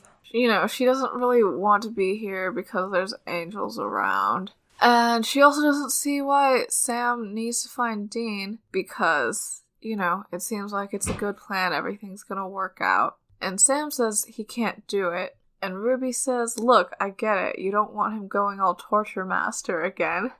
And Sam says, no, I mean, he can't do it. He can't get the job done. So funny for that. I do like the way that Sam's rate of, like, progression into, like, arrogance or whatever is, like, faster than what Ruby anticipates. Like, she's still like, okay, and you're gonna be nice, and you're gonna be like this, and Sam's like, no, I'm past that now. He says that something happened to Dean in hell, and he's not what he used to be. He's not strong enough. Which is our first verbal confirmation of all the things that, like, Sam said in the Siren app, and that Dean has been insecure about. Like, it's true. Yeah. He does think it. He does. Though, I still don't know why he thinks it. I guess more recently Dean's been giving up. So for Alistair, the thing that Dean left behind was, like, the torturer side of him. Yeah. Like, what does Sam think Dean has left behind? Like, his anger? Probably, like, his drive those things can be the same thing. Yeah. Right, Ruby asks, and you are? And Sam says, I will be. We're back to, Dean doing the torture shit. Alistair's just trying to provoke Dean, who hasn't started the torturing yet. And Alistair says that he was in charge of torturing John, and for 100 years each time he would ask John, if you become a torturer, I'll stop torturing you.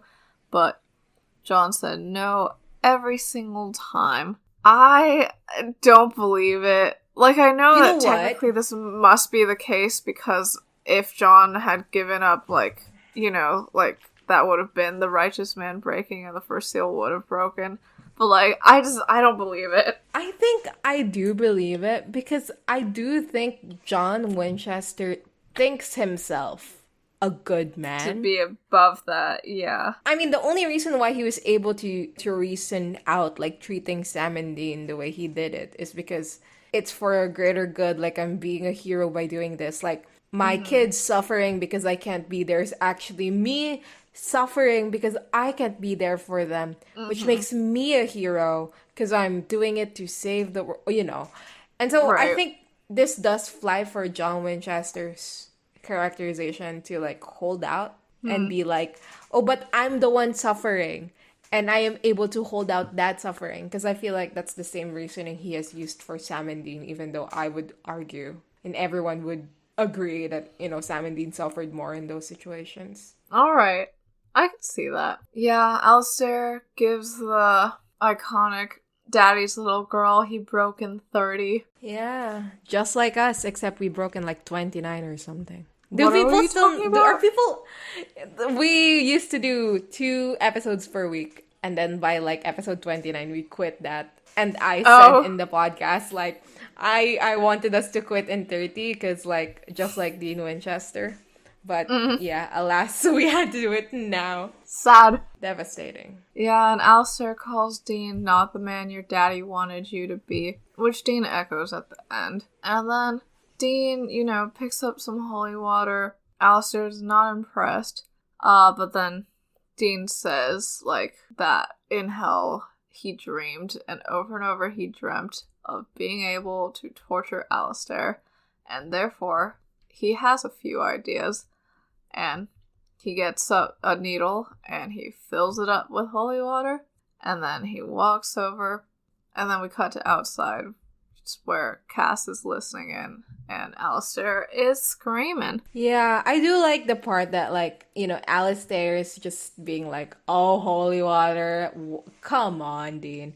And then, but, when Dean holds up that syringe, she does actually look a bit, scared. Yeah, this is creative of Dean to do, I guess. They didn't do it in hell. Also, I'm just so fun. I mean, every time it happens in Supernatural, I do have a bit of a laugh. But, the fact that they would just visualize holy water as, anything, any piece of, any, jug of water, any tank of water with a rosary in it. And it's go girl. I think you'd legitimately need a priest to bless that thing. I'm sure that angels can do it. That's true. Maybe so. Why are the angels Catholic, though? Why are they using a rosary? Is a rosary a Catholic thing? I feel like it is. I think so. Yeah, because, isn't the whole point of, Protestantism, they don't do saints? I mean, not the whole point, but they don't do saints in that thing. So I assume they don't do Mama Mary. Rosary. Is it Catholic? Is holy water Catholic? No, it's a different process for every... I mean, you can have holy water for literally every religion. It's just holy water. Okay. But Catholic holy water specifically needs to be blessed by a priest. Okay, so rosary is Catholic. I'm gonna look up holy water. Do Protestants do that shit? Okay, they don't do holy water. Okay, so it is all Catholicism. Oh, the when you enter a church and you dip your hand in the holy water and you do the sign of the cross. That's a Catholic thing also, apparently. I mean, that makes sense. The sign of the cross is a Catholic the sign of the thing. cross is a Catholic thing. Yeah. I mean, is it just Catholic? Because, only Catholics do exorcisms? Is that true? I feel I don't think that demons are very big in Protestantism, but also, I literally know nothing due to the atheism. So, I don't know. Okay, so Anglicans, Episcopal Church, like, they don't usually use, they don't use the term holy water, but they do use some kind of water for baptism. Okay. Dean tortures Alistair some more. There's a line where after, like, Dean pulls out the needle, like, Alistair goes, "Go directly to hell. Do not pass go. Do not collect $200. And the thing is, if this was, like, literally anyone else, like, if this was any other demon saying this, I'll be like, that's so corny. I don't think you should be speaking like that, whatever. But because it's Alistair, I'm like, it's fine. The line delivery is so good. Like, it just heavy lifts everything. And as you said, like, this scenes, not much really happens in them. Like, there's some reveals, but the reveal is actually kind of, like, compressed towards the end. So, not much is happening in the middle parts. But it's still like, while you're watching it, it's still very interesting because of the acting. Back in the motel room, Ruby kind of, like, burns down this map while doing a little chant. Yeah, it's fun when she gets to be a witch.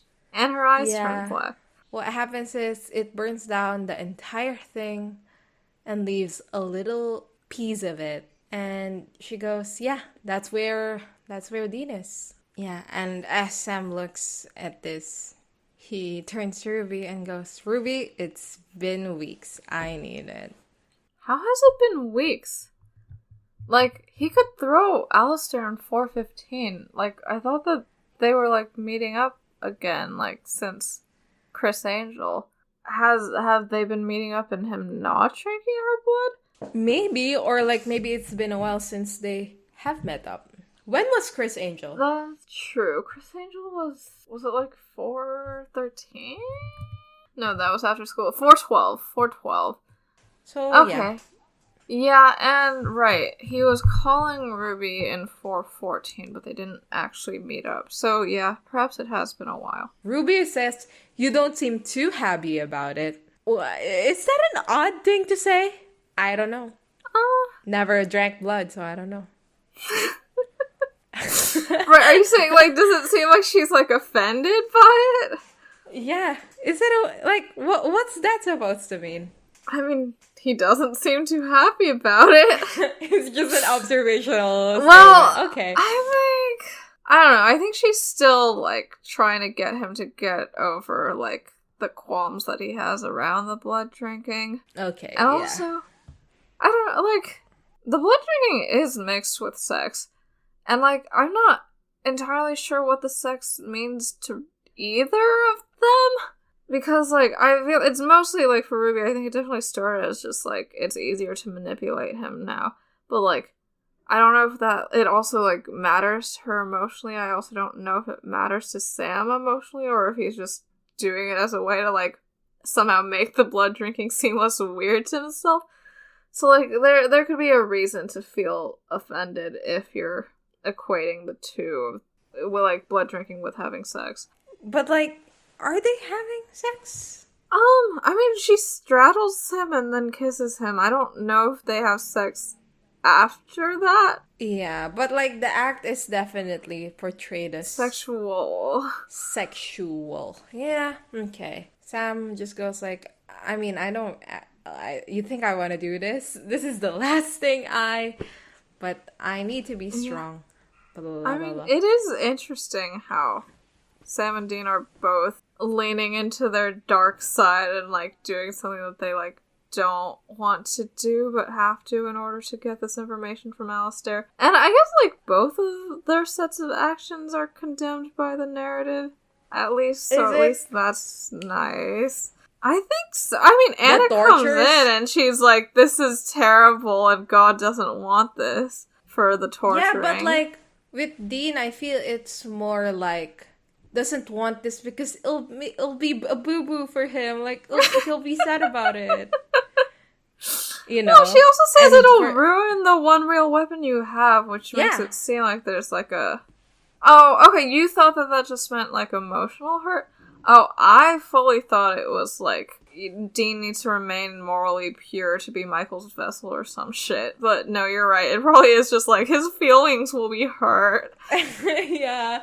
Which is, like, completely different from, like, for Dean, it's like, it's almost like a passive kind of thing. Right. Versus Sam's like fully actively doing torture. Like, Dean's, both of them are being the exact same amount of active. But yeah, you're right. It's like, don't do this to Dean. Like, he's not making the choice himself, which he is. And for Sam, it's like, how dare he make this choice that he was manipulated into by Ruby a while ago also. So yeah. Yeah, you're right. Ruby straddles his, like, lap, and then they kiss. And then Ruby brings out the knife. Yeah, I mean, she starts with, like, it's okay, Sammy, you can have it. Which, yeah, I really like that she calls him Sammy. It's a fun Ruby thing. She slices, like, a little bit of her arm. And then Sam starts just slurping that shit. Yeah. He's slurping it. This whole time, like, we go to Ruby's face. And she has, like, a sick and twisted smile on her face. And she's, like, caressing Sam's hair and going, it's okay, Sam. Yeah. Like, literally her smile is, like, that I'm a sicko, like, like, comic or whatever that is. Yeah. Like, what is it? I'm a sick bitch, I like freak sex. I don't know. I am inclined to say it's, like, overacted. But, like, I don't know, maybe I'm just being like, maybe she's just not directed well. I don't know. Yeah. Like, I feel like there's something to discuss that, like, this is the manner by which Sam drinks the blood, but I don't know what to say. I'm sure, I don't know. I'm sure there's a bunch of psychosexual literature out there I could reference if I bothered to read it. Does it feel, like, motherly? I think because, like, the vibe that Ruby is putting out is, like, comforting. That is, like, a way to see it. Because doesn't Mary stroke his hair in a similar fashion in, like... When the levee breaks? Oh, in his, like, fucking hallucinations or whatever. Yeah. I forget. I'm not sure. I think there's something to be said about how Ruby, like, paints this as, like, she's trying to comfort Sam. Yeah. Because the way but it's okay, Sammy, you can have it, is kind of like this is something I can restrict. Like, this is something I can not give you. Mm-hmm. But don't worry, I always will. That's kind of like the implication here with the it's okay. Mm-hmm. And, yeah, like, ooh, poor Sam. Yeah. I don't know. Sorry, Sam. It's a lot. We go back to the torture room. Dean holds up a Ruby's knife and ladles holy water onto it, which is odd. Like, that's a metal blade. I don't know what this is supposed to accomplish. Yeah. Like, I there's feel like gonna be a tiny little droplet. Like, what's happening here? I don't know. He goes to Alistair. Alistair saying some shit, but, he just stabs the guy. Yeah. They don't care about the vessels. Well, no, wait. How does this work? No, exactly, because the demon knife kills people. So, like, if you slowly put that demon knife in, like, it won't kill the guy?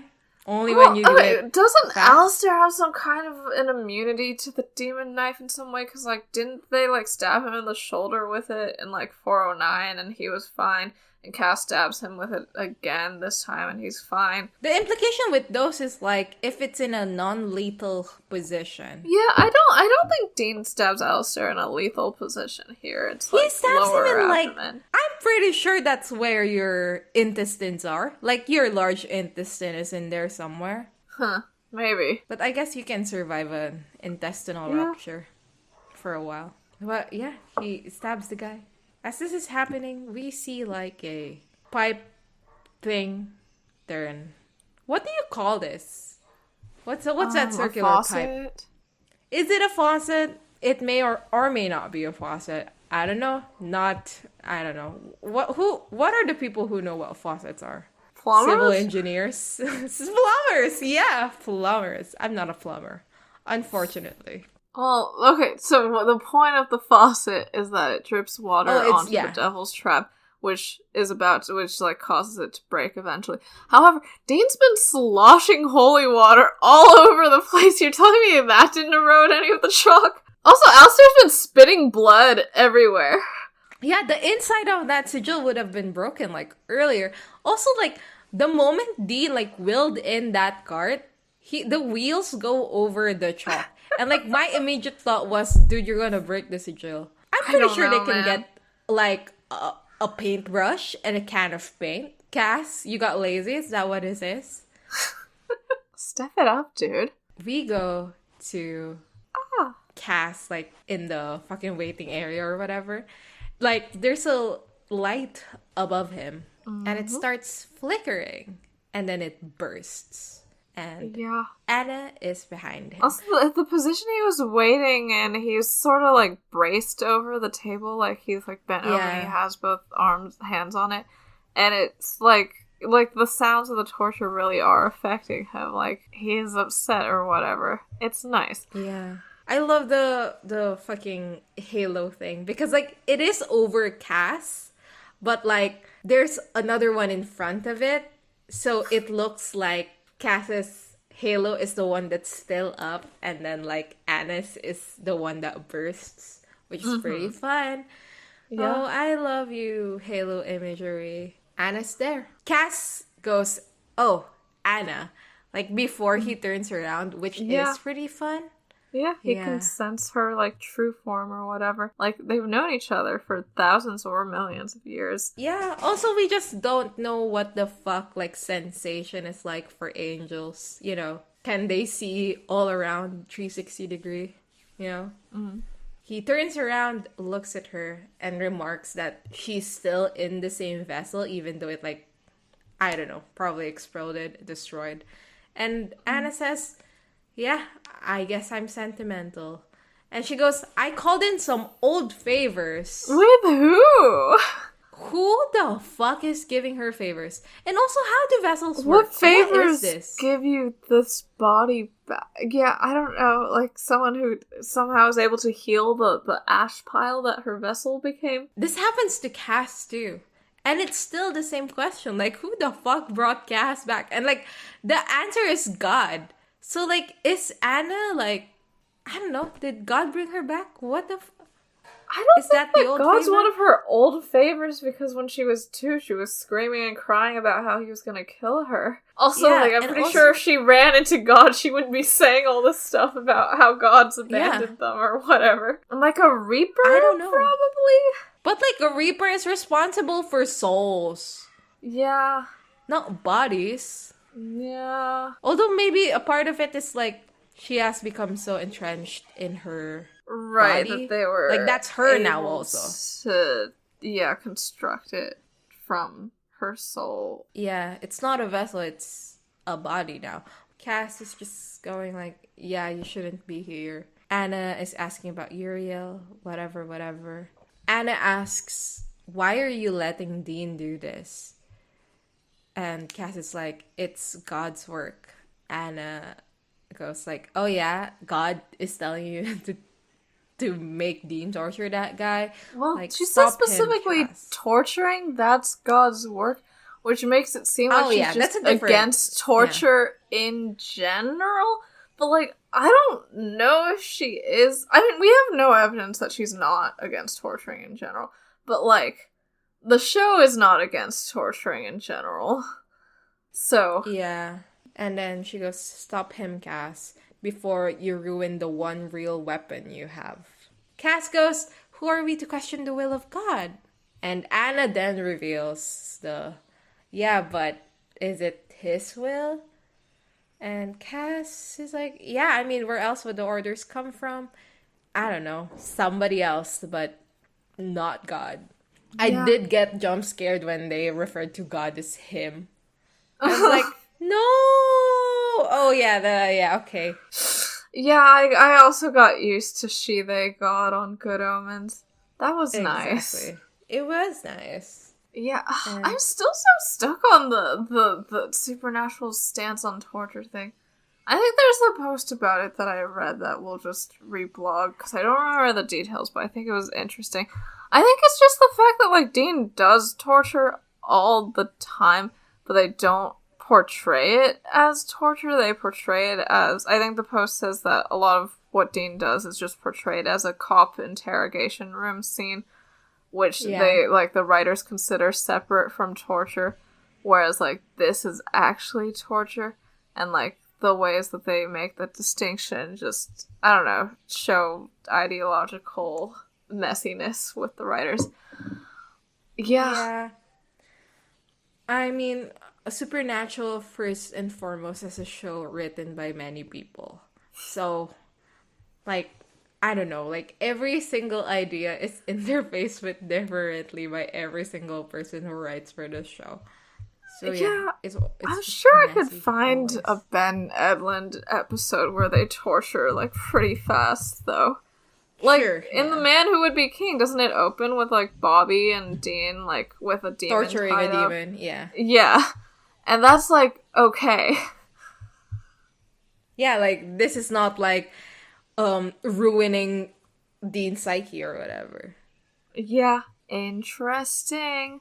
Oh, also... when Cass asks, who are we to question the will of God, the shot turns wider and then we see that his hands are in his pockets, which I think is so cute. He's had this body for like a few weeks, and he's already developed nervous tics and defensive stances and all that shit. Good for him. Does Anna meet Chuck ever? I don't think so. Does she know about Chuck eventually? She ought to, right? I don't know. I generally don't know. Okay. Because it's like, okay, like, currently the supernatural stance is like, oh, like, God is good, but, like, heaven is evil. Like, maybe. But eventually it takes it to, like, no, God also, like, really fucking sucks. Yeah, Anna currently still does have faith in God, just not in heaven. Yeah. And Uriel, I think, has a more reasonable belief in that, yeah, heaven is that, like, God the gaff, which I think is what's happening. Everything Uriel says later is, like, true. It's and completely proven by the narrative later. And he gets fucking killed for it. Like, okay, yeah. slay, I suppose. Diva down. I don't know.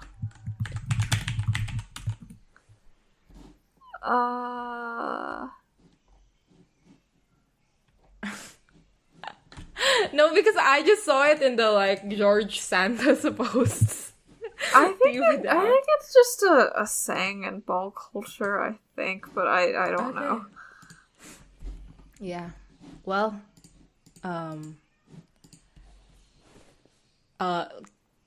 Anna tells Cass what you're feeling. It's called doubt. And then she goes to touch Cass's hand. And, like, holds it. Like, not just touch it. Like, she's, like, trying to grab it, kind of. She goes, these orders are wrong, and you know it. But you can do the right thing. You're afraid, Cass. I was too. But together, we can still... And that's, like, what breaks Cass out of it. He goes, together. And then he yanks his hand away and goes, I'm nothing like you. You fell.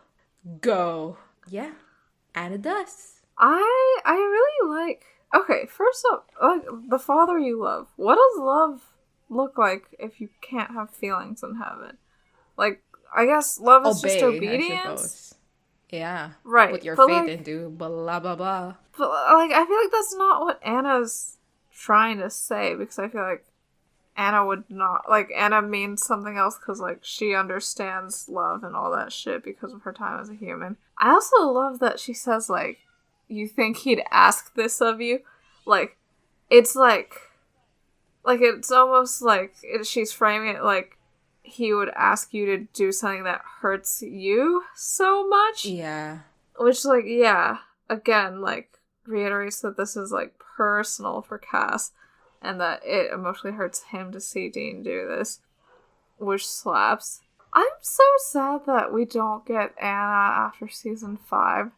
Because she's so interesting. Like, okay, she got her grace and then she, like, went off, right? We don't really know what her goals are or what she's been doing since. she came back because she wanted to protect Dean, and also because she thought that she could find an ally in Cass, because she must be really lonely right now. She just keeps being lonely, right? She never gets followers or friends or anything. Followers? Yeah. Just like on Instagram? Yeah, just like on Instagram. The three of them, Uriel, Anna, and Cass, they should have kept these three in some way. Yeah. Or, I don't know, just kept them longer. For me, the person that interests me more is Uriel in the Uriel, Anna, Cass situation of right now. Because, like, again, like, he's right. Yeah. You know? Like, he's right. And, like, his reasoning of, like, why are we supposed to, like, to bow down to the humans? Like, why are we inferior to them? Like, I can see why he would think that. Like, obviously, like, Uriel is portrayed in the show as, like, he thinks he's better than humans. And the argument he's making is, like, they're not better than us. I think, like, later in the show, they have Lucifer make the argument, like, actually say the words, like, and God, like, tried to make me bow down to the humans, and that's why I fell, or whatever. Mm-hmm. I don't know. I think that is a very interesting concept of, like, God has a new favorite show now. Quite literally. And we're just fodder for that show. Quite literally. And, yeah, I feel like Uriel can have a lot of interesting journeys upon discovering that he is, in fact, right. It's true. Yeah. And, like, we need both, like, Anna and Uriel because they sort of provide these two distinct perspectives. Yeah, like, Anna thinks, like, not that humanity is better, but, like, you can learn something from them. She thinks humanity's better.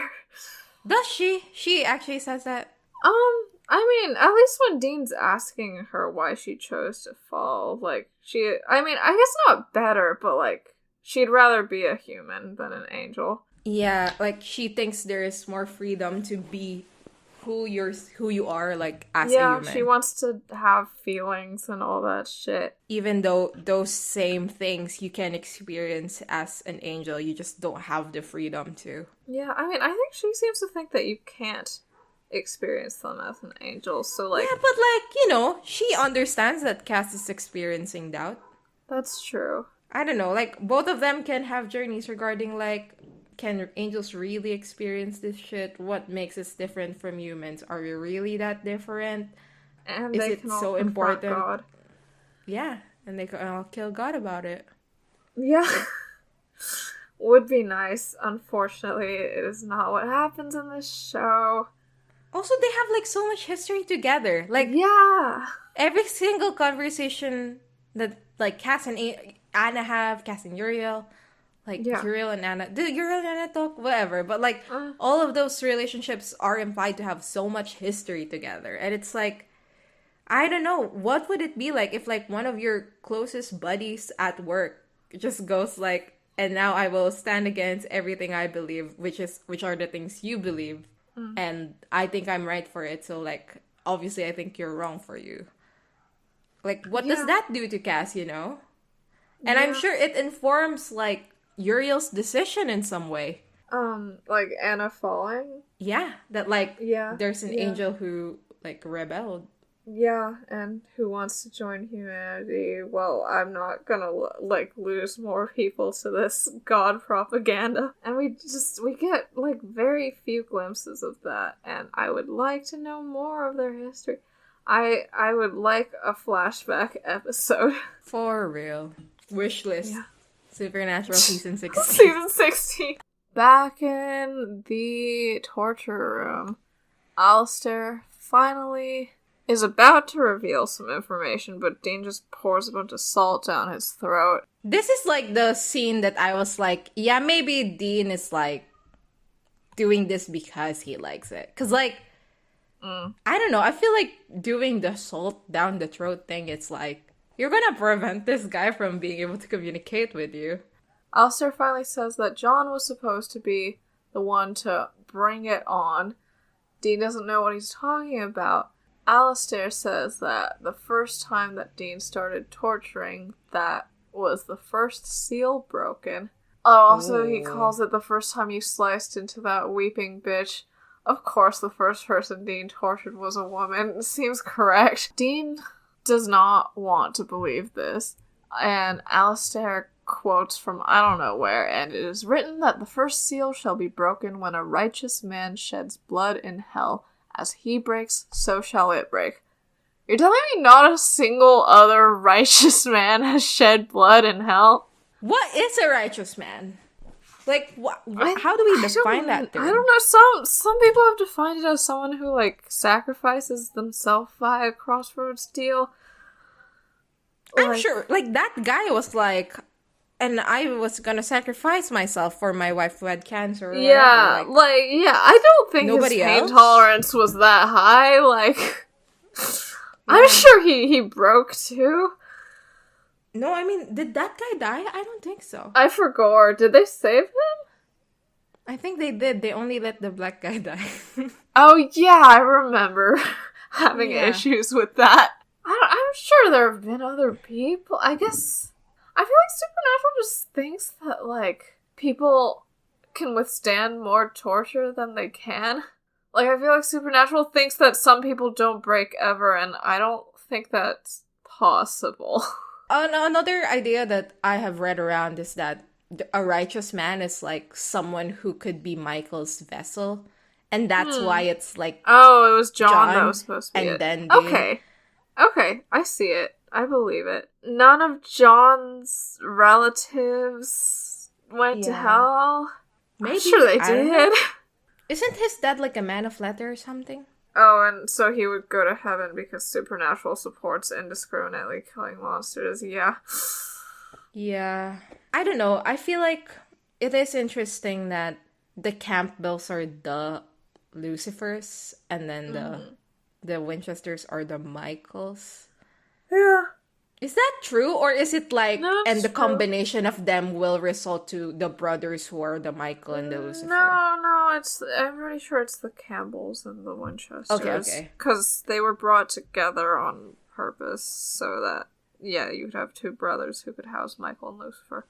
I think that could be like a good way to look at it. It's going to just be the Winchesters. And then at this point it was just John and Dean. And John didn't break. Okay, I can see it.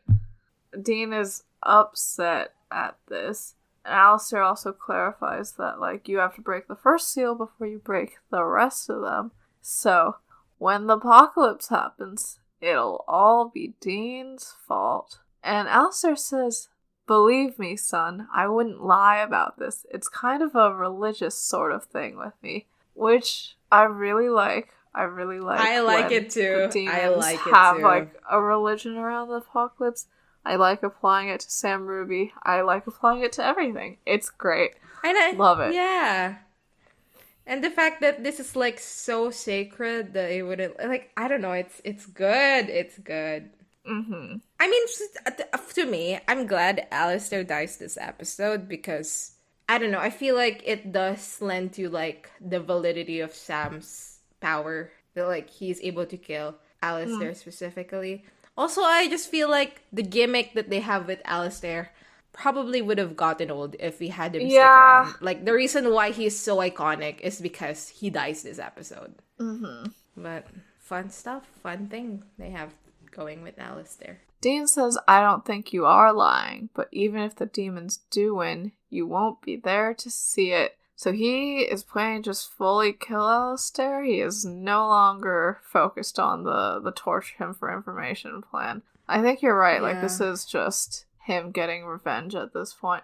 But, you know, Alistair has gotten out of the trap, out of the chains, and he punches Dean.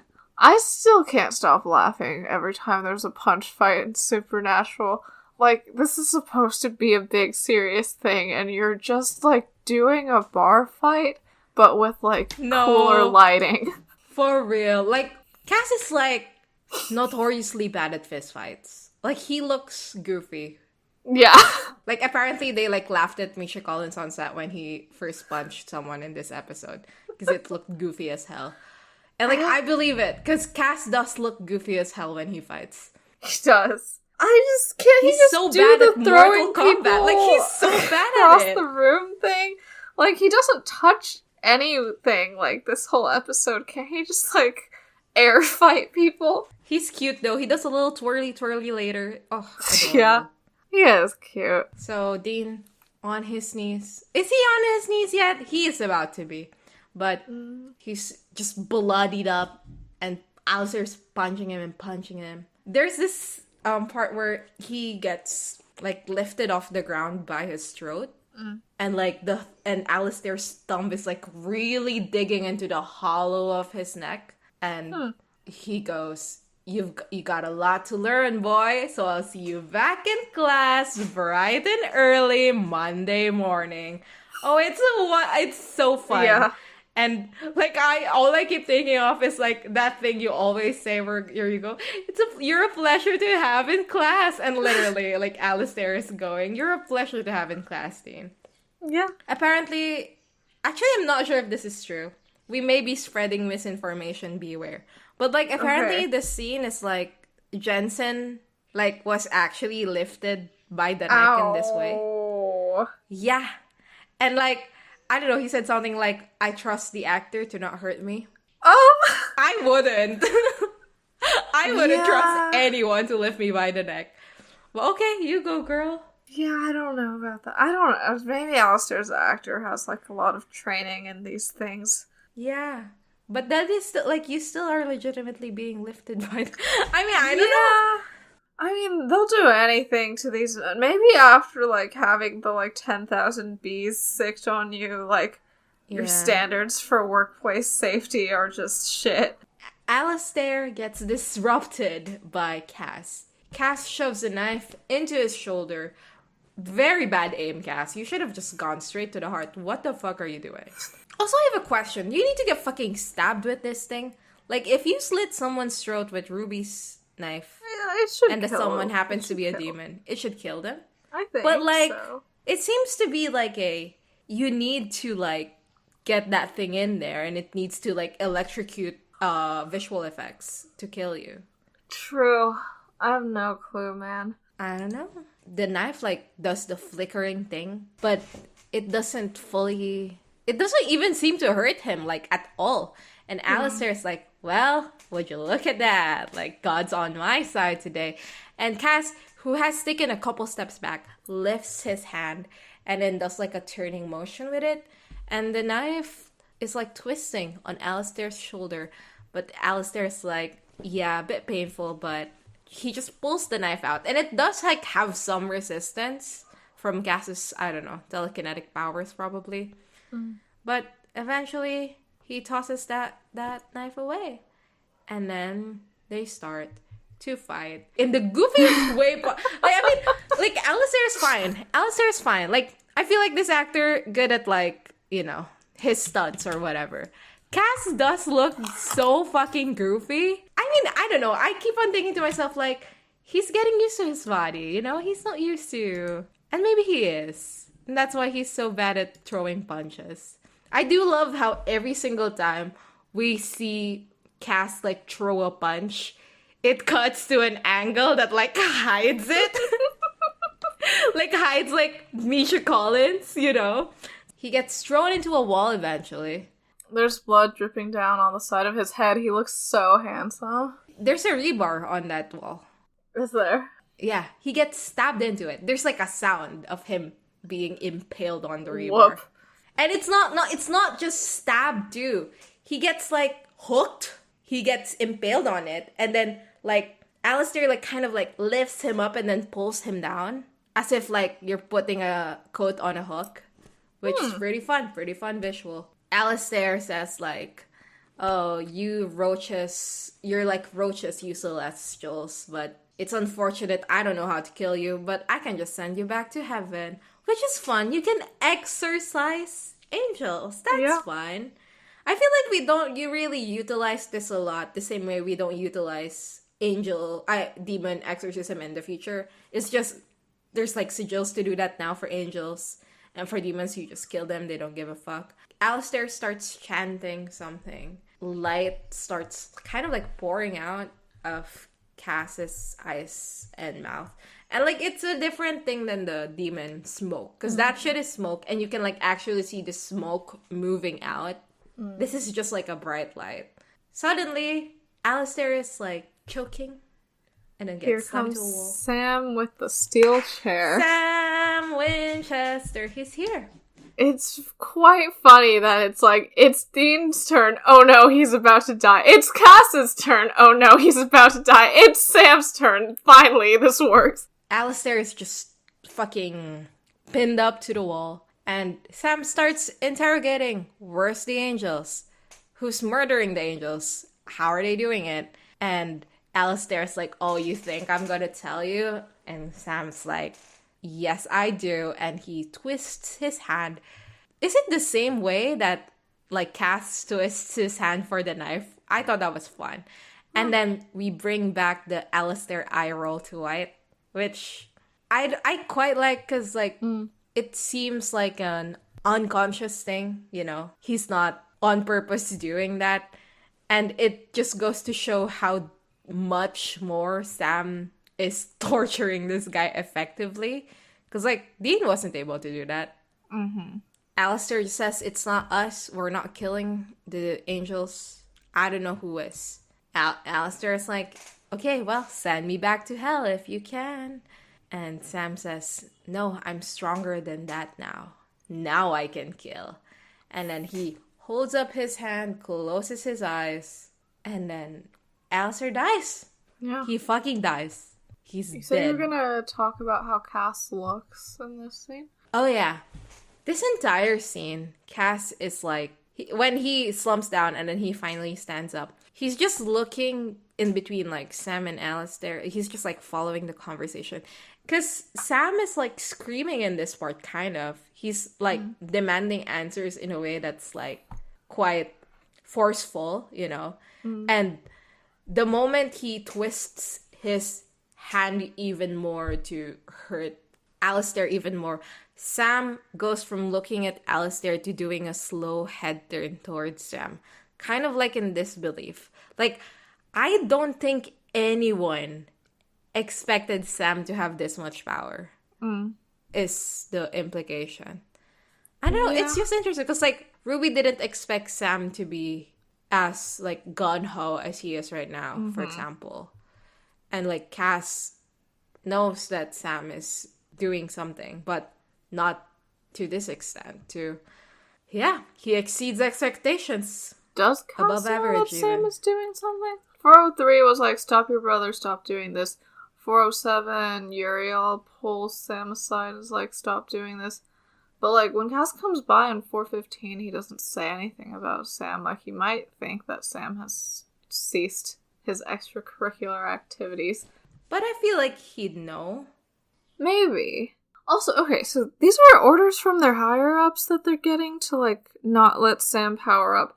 And the idea... Because Heaven wants the apocalypse, right? Cass doesn't fully know the extent of the plan with, like, the Michael vessel and all that yet, I'm assuming. Yeah. But, okay, Heaven's strat is just, like, we need Sam to be powerful enough to raise Lucifer so we can have the battle, but, like, we want him just on, like, the edge of that so that Lucifer's vessel isn't that powerful in the battle against Michael. Like, what's the strat up there? I don't know. Okay. Whatevs. We'll find out, I suppose. Or maybe we won't. Or maybe we won't due to how the show's badly written. So, we cut to the hospital. Dean's there. And Sam sits next to him. He looks all, like, young and innocent and scared again, which is, it's nice to see. It's nice to see him care. Cass sort of pokes his head in and then keeps walking, but Sam follows him out and demands Cass to get in there and heal him. Miracle. Now. Cass says no, I can't. Yeah. Why? Why? He just got punched in the face. What, like, is a demonic punch, like, special?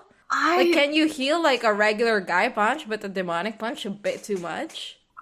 Is Cass just on, like, does he just have a no healing allowed rule that he's under right now? Perhaps. Like, he'll maybe come he's in to like in save deeper their scrutiny. lives. Yeah, so that would, because they'd be like, that's not necessary. And, like, we're already suspicious of how much you care about Dean. Like, that's a weird thing to do, Cass. Yeah, but, like, they literally did cause Dean. Like, this is their fault. Yeah. But I suppose they already got the info. And, like, Yeah. Alistair's dead, so it's not like they need Dean for more stuff. Yeah, exactly. Yeah, Sam is very angry because he says, you and Uriel put him in there because you can't keep a simple devil's trap together. Cass, he starts out, like, he sounds sort of angry on the, like, I don't know what happened, that trap, and then he sort of, like, stops and looks away and, like, softens a little and then goes, it shouldn't have broken. I am sorry. Which is nice. Sam's still angry about how all this was pointless because the demons aren't doing this. And Cass says perhaps Alistair was lying, and Sam says no, he wasn't. And Cass does believe this. Like, later when he reports to Uriel, he goes like, Sam Winchester said that, like, the demons weren't doing it. So, it's nice that he does have this trust in Sam. I don't know, because, like, the whole, like, Sam has these powers, Sam can kill demons thing. Like, they were, like, against it because they were like, it's going to make him more demonic or whatever the fuck. But, like, it's nice that he does still have this trust in Sam despite all that. We cut to a park outside. Why? Is there, like, a significance to these benches at children's playgrounds in Supernatural? I don't know. But the gate to heaven later does end up being like a fucking playground. Huh. Yeah. Interesting. That's fun. So Uriel's there on the park bench. He's trying to do his community theater acting thing and not doing a very good job. Yeah. Uriel is the funniest angel in the Garrison and the really worst, like, thespian in all of the history. At what point does Cass suspect him? Do we know? What do you mean? At what point is Cass like, I think Uriel's the one who's killing the angels? Because, like, he does know once he's, like, there and he inspects the devil's trap, but, like, is he suspicious, like, right now already? Huh. I don't think there's anything in the Anna conversation that would lead him to suspect. Okay. But I don't think it's now. I think it's between the Anna conversation. Okay, so everything Cass is saying right now where we should take as his genuine belief and not, like, an attempt to, like, trick Uriel or anything. Okay, cool. So, yeah. Uriel's being so funny. He's like, Castiel, I received revelation from our superiors. Our brothers and sisters are dying and they... And he does some gesture with his hands, I think, which is, like, quite unnatural looking. And he goes, they want us to stop hunting the demon responsible. He's great. I love this guy. He's amazing. For real. Yeah, this is the most emotion he's ever shown in his entire life, and he thinks that this is, like, this will get Cass. He'll be like, this is my old pal Uriel acting normal. And he says, something is wrong up there. I mean, can you feel it? And yeah, Cass says that I don't think a demon did this, because that's what Sam said. And Uriel's like, if not the demons, what could it be? God bless. Amazing. Cass says that it is the will of heaven. He thinks that because they're failing and losing the war, the Garrison is being punished. So is the will of heaven... different than like our superiors are doing it, like our individual superiors are doing it. It's like, this is what, like, God, this is divine retribution, from God himself. But then Uriel goes, you think our father would, and Cass says, I think maybe our father isn't giving the orders anymore. So, like, is it divine retribution, or is it just like, I think one of our superiors is doing it? I don't know. Hard to tell. What a sad thing to think, though. Yeah.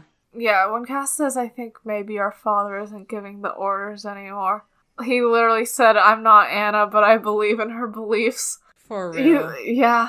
Like, do you think he had thought that before Anna showed up? I mean, he expressed doubt in 407 already. But, I mean, the thing is, like, his argument of, like, I'm not like you, it's like, you fell. I don't know, I feel like the argument really isn't like, I don't believe in what you believe. It's that I believe it in a far superior way than you do.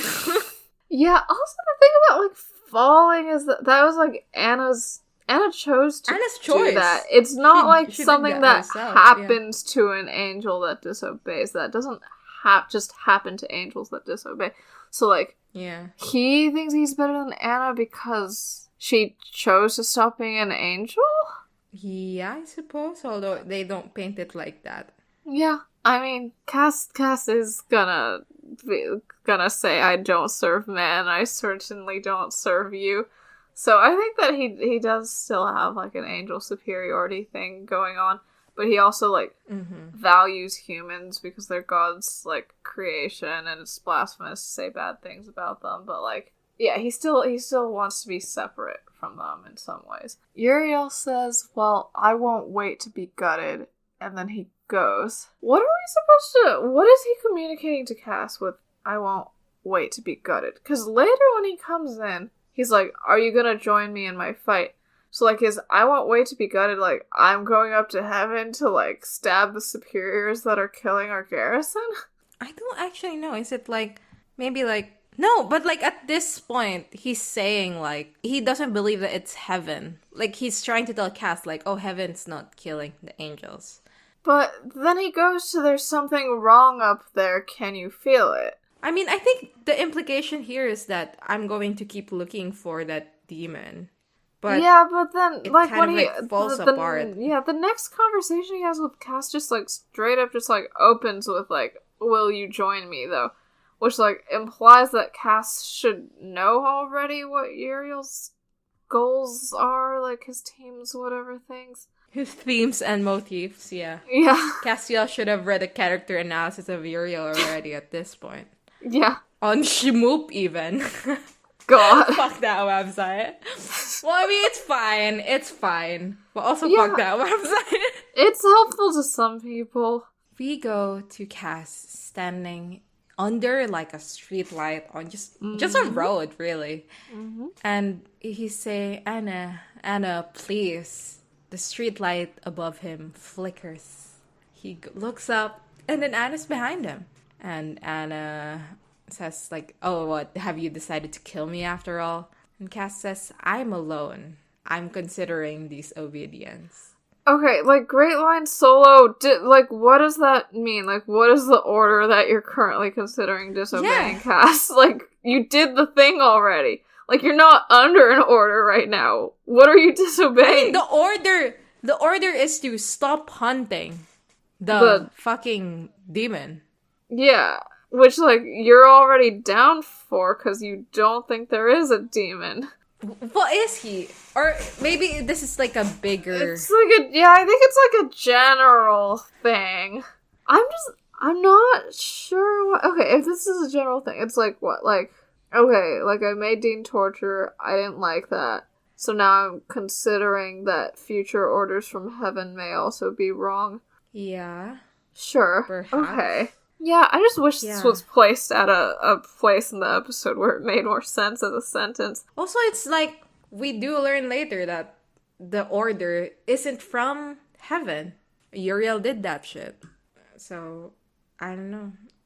Maybe next episode we'll figure out more on how that pans out for Cass. Anna says, good. Fuck and yeah. Cass says, no it isn't. For the first time, I feel... Oh god. And I mean, everybody knows what these fucking lines are. Because it's just everywhere. Everything everywhere all at once. It's just these lines. But the I feel really isn't I feel period. It's I feel. And he doesn't have a word for it. Yeah, he doesn't know what it is. He can't say it. Because he probably doesn't know what it is. But what is it? Is it fear? I think it's doubt. I mean... but he was able to say doubt in 407. I don't know. Probably, like... It's the feeling of, like, but I know better. Is that... I think that's different from doubt. Yeah. Anna says it gets worse. Choosing your own course of action is confusing, terrifying. She puts her hand on Cass's shoulder. And he, like, looks at it. we don't actually see him, like, look at it. I mean, we do, but, like, it's more far away. Sort of turns his face down towards it, yeah. But she, like, apparently gets super offended by this, and she's like, that's right, you're too good for my help. I'm just trash, a walking blasphemy, and she turns away. And I don't understand why that was the one. But, like, I suppose the last time she did touch Cass, it was like, he did, like, shove her away for it. She starts walking away. Cass goes, Anna, I don't know what to do. Please tell me what to do. Ah! And she says, like the old days, no, I'm sorry. It's time to think for yourself. Yeah. God. Yeah. I mean, we've talked about this in our Good Omens podcast, Rubbish and Probably a Podcast. But, like, the tendency when you are ridding yourself of a force that has, dictated much of your existence is to find another force that will dictate your existence. And hope that this one is better and hope this one aligns more with your wants and needs and values and stuff. Yeah, he is begging her to be God, basically. To be the new God.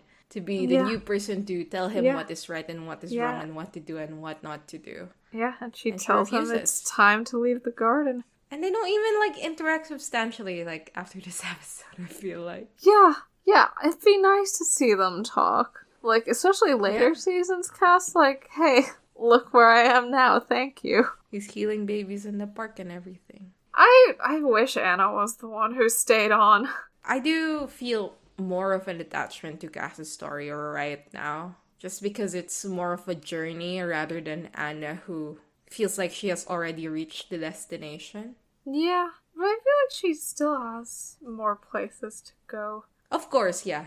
I think she does too. It's just Supernatural's a terrible, misogynistic show. Like, yeah, it is. Unfortunately. I love this because every single time Cass is left alone, we pan out, like, in the fucking, like, in the playground. Yeah. When Uriel leaves, we pan out, and, like, it's just this little angel surrounded by the everything. And then here, when Anna leaves, we pan out, and it's just Cass under that lamp surrounded by the everything. Yeah. Cass's physicality is so important to me because, like, it's not him, but, like, it's him also, Yeah. Like, he is bigger than this, but also he is this. And I think it's so nice. It's so wonderful.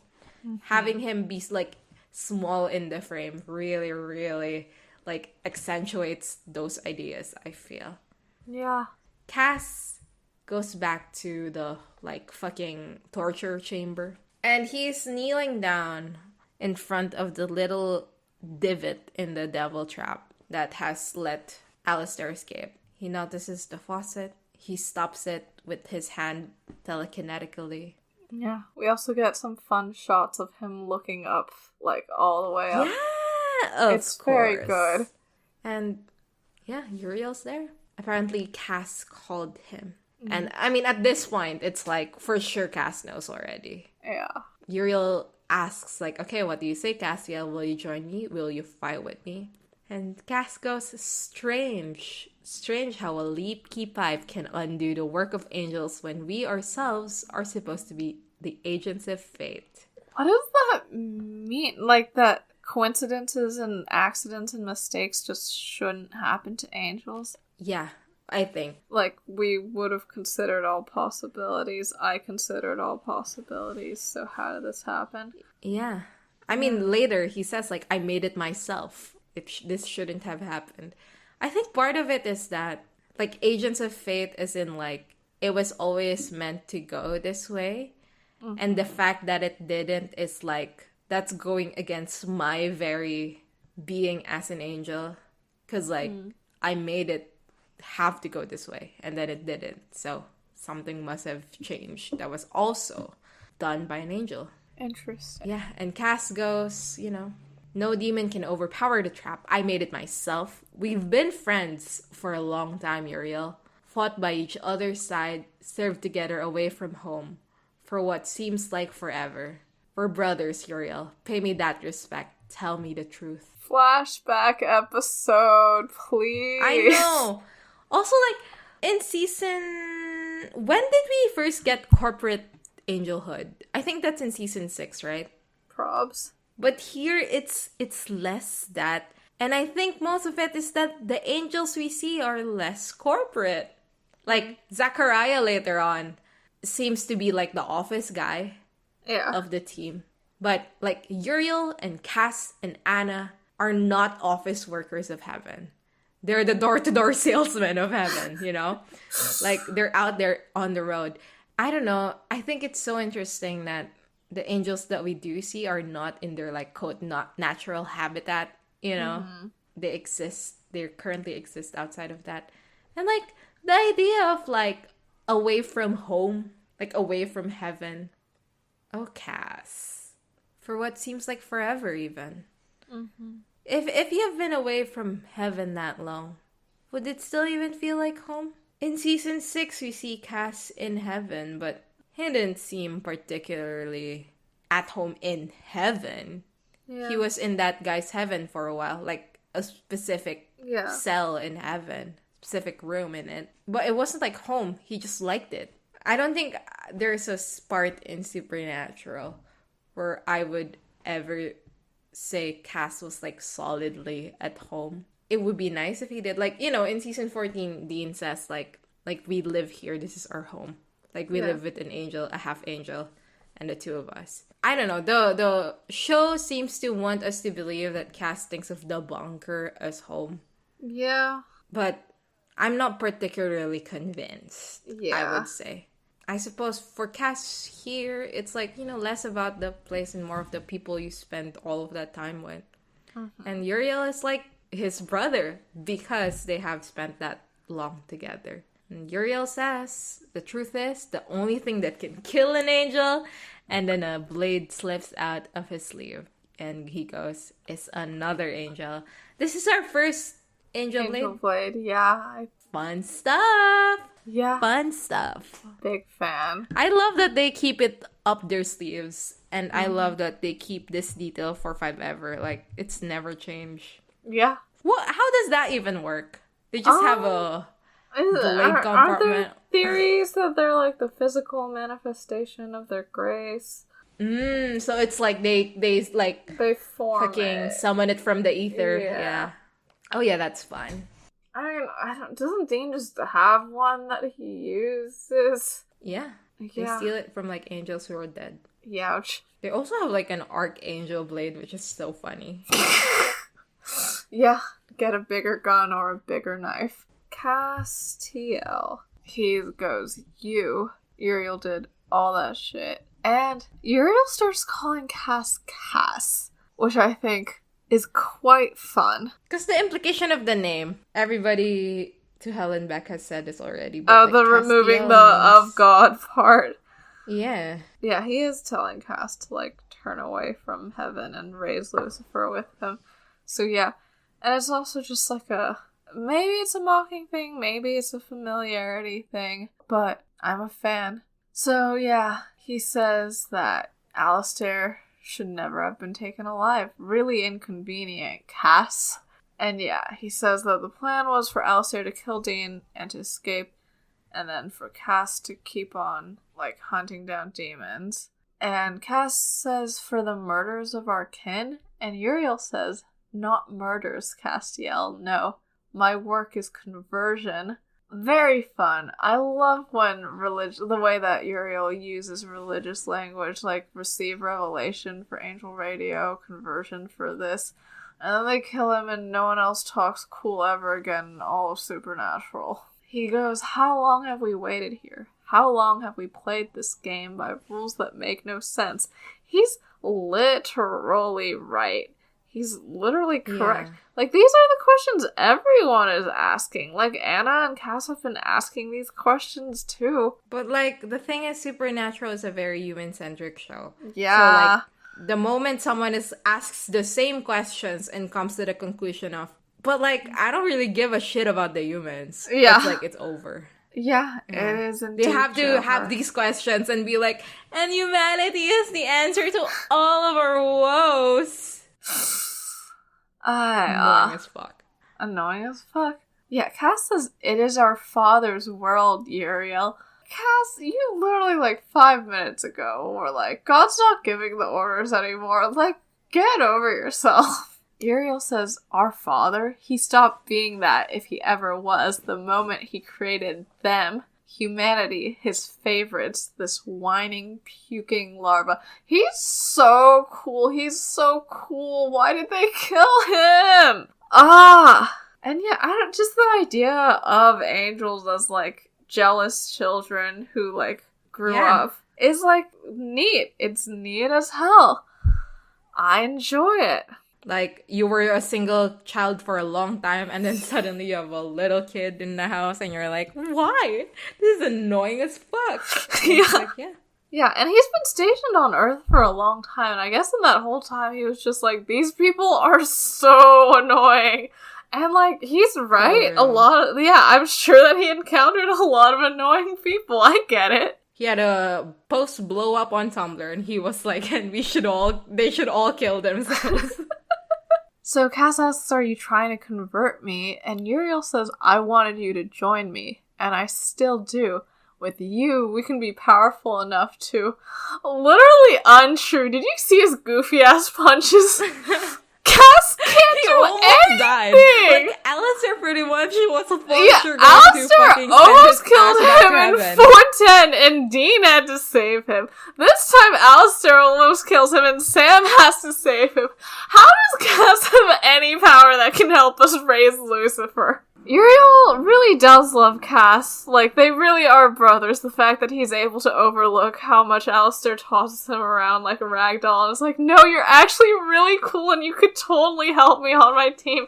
This is a pity invite. For real. It was like everybody else said no. We need to fill up the table though. So like we have like one more meal. No, exactly. There were like, 7 people he asked first, and that's because they were all better than Cass. God. For real. Yeah. So he says to raise our brother, and Cass says Lucifer. And Uriel goes, you do remember him? How strong he was? How beautiful? And he didn't bow to humanity. He was punished for defending us. Now, if you want to believe in something, Cass, believe in him. No one will ever talk this cool again. But yeah, anyway, I don't have much to say. Just a great concept. It'd be nice if Uriel could... Okay, because it's like Uriel and the demons seem to be following sort of the same religion. Like, we've talked about this belief in Lucifer being a religion in hell.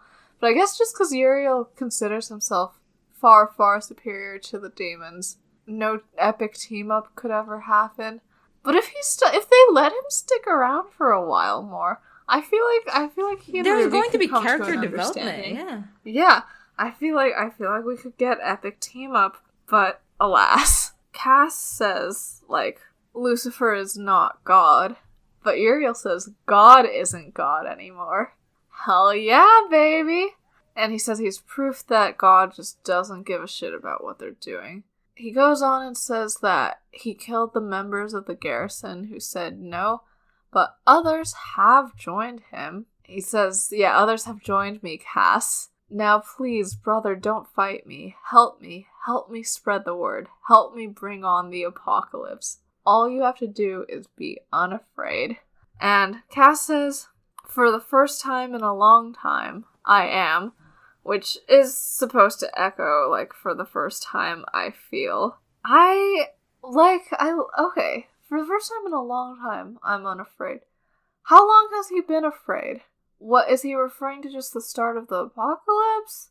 Or just all his time on Earth? What has he been afraid of? Just his dwindling faith? Maybe so, yeah. Yeah. And this moment, when he's, like, does Uriel saying this make Cass, reaffirm his belief in God? Because he, heard an opposing position and he's like, I know in my heart this is wrong. Why is this the thing that makes him brave again? I think maybe not that, that this is wrong, the totality of it. Mm-hmm. But, I think this is, I have figured out how I will interface with the feelings I'm feeling, and it's not this way. Yeah, good for him. Cass like, hurls Uriel through a wall, and they, like, fist fight again. And then Castiel gets hit by a big old metal bar. He, like, falls on his knees, and he says, "You can't win, Uriel. I still serve God." And Uriel says, "You haven't even met the man." Ah, slay. And then there is no will. You didn't even mention when Cass gets fucking tossed to a beam, and then he falls through it, and then to get up, he like twirls. Oh, like he literally cute. does a princess twirl. Good for him. To fucking get on his feet. Yeah, and like he braces himself with like 2 fists like beside his face. He's so goofy. He looks so small and scrungly, as the Tumblerinas say. Yeah. You know, Uriel's punching Cass between sentences as he goes, "There is no will, no wrath, no God." Hell yeah. But then, extremely unfortunately, on the last punch, he gets stabbed from behind through the neck by Anna. Why did she come back? Why is she here? I don't think Cass, like, told her. Okay, whatever. I guess she just came back to check on everyone, and this happened. But yeah, she does have a pretty banger line. She says, "Maybe, or maybe not, but there's still me." God. Hell yeah. Yeah, I like that Anna's stance is, like, agnosticism. Like, that seems like a nice place for her to land. And yeah, she pulls out the knife, and Uriel, like, collapses on the ground, and then screams, and, like, we see, like, a bunch of white light come out of his eyes and mouth, and, like, basically, like, the building looks like it explodes. And then when we cut back, we see Uriel dead on the ground with his wings in the form of ashes all across the floor. It looks really neat. I am very sorry that Uriel's dead, though, and that this creates a pattern with supernatural and black angels in general. Yeah. The shot of, like, Cass and Anna, like, Anna standing beside Cass and Cass is kneeling as the light engulfs the room. Mm-hmm. That's, like, pretty iconic. I see that a lot, too, around. So, we go to the hospital bed, and Dean is, like, sitting next to him on, like, the couch beside the bed, and he asks, "Are you alright?" And Dean says, "No thanks to you." And Cass says, "You need to be more careful." It's nice blocking. It feels a lot more like a conversation between equals. Yeah, that's true. They start talking, and Cass is asking how Dean is, and Dean's like, "Bad." And Cass says, "You need to be more careful." And Dean says, "You need to learn how to manage a damn devil's trap." And Cass says, "Oh, no, that's not what I mean. Uriel is dead. It's not the demons, it's disobedience. He was working against us." Interesting way to put it. Disobedience? I don't like disobeying. Yeah, I don't know. Like, that's not how I would put it. Like, disobedience is something that Cass was considering earlier, but now he's... This is, like, more like treason, I would say? Yeah, or, like, rebellion, something. But yeah, I don't know, like, why does he use that word? Like, is he just sort of trying to distance himself emotionally from what's happened back there? I think maybe it's like, this is Dean. Maybe if he was talking to someone else about this. But Dean is, like, literally lying on a hospital bed right now, so, like, let's not get into it, you know? Sure. Dean asks, "Is it true? Did I break the first seal?" And Cass says, "Yes. When we discovered Lilith's plan for you, we laid a siege to hell to get you, but, you know, too late." Dean asks, "Why didn't you leave me there?" And Cass says, "It's not blame that falls on you, Dean. It's fate." Which I love that line. I love it. The righteous man who begins it is the only one who can finish it. You have to stop it. And Dean says, "What, like Lucifer? Or the apocalypse? What does that mean?" And then Cass doesn't respond for a long time and, like, moves his head away. And yeah, Dean is like, "No, don't fucking disappear on me. What does that mean?" And Cass says, "I don't know." No, like, they don't tell me much, but Yeah, I know our fate rests with you. Yeah. And Dean says, well then, you guys are screwed. I can't do it. It's too big. Alistair was right. I'm not all here. Not strong enough. I'm not the man either of our dads wanted me to be. Find someone else. It's not me. I really and like also a single man here. Oh yeah, I don't give a fuck about Dean. I really like how Cass said. No, I don't really. Oh, okay, go on. Okay, I like the Dean. They don't tell me much. A lot. Yeah. Because earlier in the season, Cass is he's doing this thing where he seems so untouchable, and he's the one who's withholding information from Dean and giving it to him on a need-to-know basis. And this is I feel like a moment of vulnerability that he is aware is a moment of vulnerability, unlike all of his previous stuff where he's oh yeah, I like you, but that doesn't mean anything. This is we're in the same position here. And also this is could be a dangerous thing to tell Dean if he doesn't plan to keep on trusting this guy. Yeah. Because suddenly when Dean is asking questions and Cass just goes, it's a greater plan. It's easier for Dean to question him now. Yeah. Because he has revealed that he doesn't really know what the fuck that means. It's both a reveal of vulnerability of I am not as powerful as you think I am. And also and if you want to use that against me, you now can, due to I have volunteered that information to you. So, yeah, what did we think about this episode? I mean, it's good. It's good. And it's one of those episodes where I feel like there are some episodes where they can be good. It's just there are parts that are boring. Maybe the A plot is good, but the B plot is so-so, or the B plot is good and the A plot is confusing as hell. This is one of those instances where they pretty much just solidly stick to one plot. Yeah. And it works. It's not boring. The pacing is good. It works. And I quite like that. Yep. I am a big fan of, especially towards the end of Supernatural, where they would have a monster of the week that morphs into a plot episode.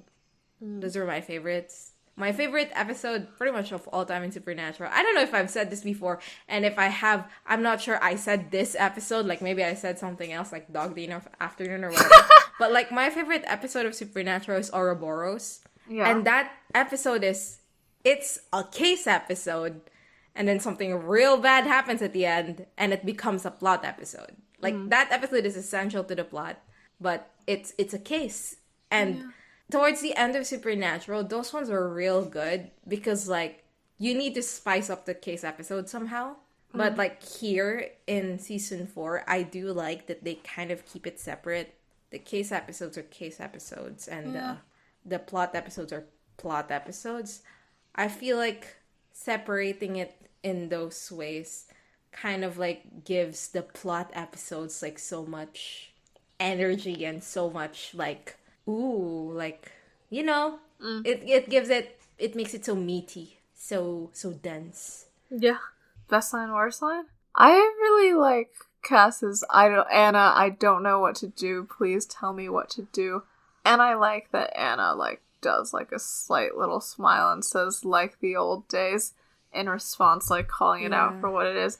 It's a great exchange. I think my best line for me is the one I spent a really long time talking about, the Dean, we know this is difficult for you and we don't care. Uriel's response to that. And then, because not exactly for the line itself, but just the surrounding visuals of it, I really quite liked. Oh, also additional best line. As I've said, I really like that Alistair was singing. I like it. So I'm putting that as a best line also. Worst line, I do think the moments where I was sort of taken out of it is when, Anna's torture, that's God's will or whatever. Because it's I don't think Supernatural has a good stance on that. I feel like they're just saying shit. There's a line where Dean is preparing his torture materials. And Alistair goes, he was supposed to bring it on John. John was supposed to bring it on, but in the end it was you. And Dean goes, bring what on? I don't like that he inquires in that Right, moment. you feel like he wouldn't engage in that. Yeah, I feel like he wouldn't engage in that. And also, the entire conversation could go the exact same way minus that line. Yeah. Like, Alistair will just keep on talking. He does not need prompting. I feel like Dean prompting that, I just think he wouldn't do it. And when I was watching it, I did go, that's not something he would say. So, spreadsheets? It's hard to quantify the racism of Uriel's death because it's like, I feel like the way that we have this structured where it's episode by episode points doesn't seem to, like, account for the fact that, like, a lot of the racism of Supernatural is just, like, an ongoing problem. And, like, this is just part of that. Something we say a lot with Supernatural is, like, if this was any other show, this would probably be fine. But right. Because it's in Supernatural, where it's already existing in the context of every single other thing that they do that you can describe as such in the show.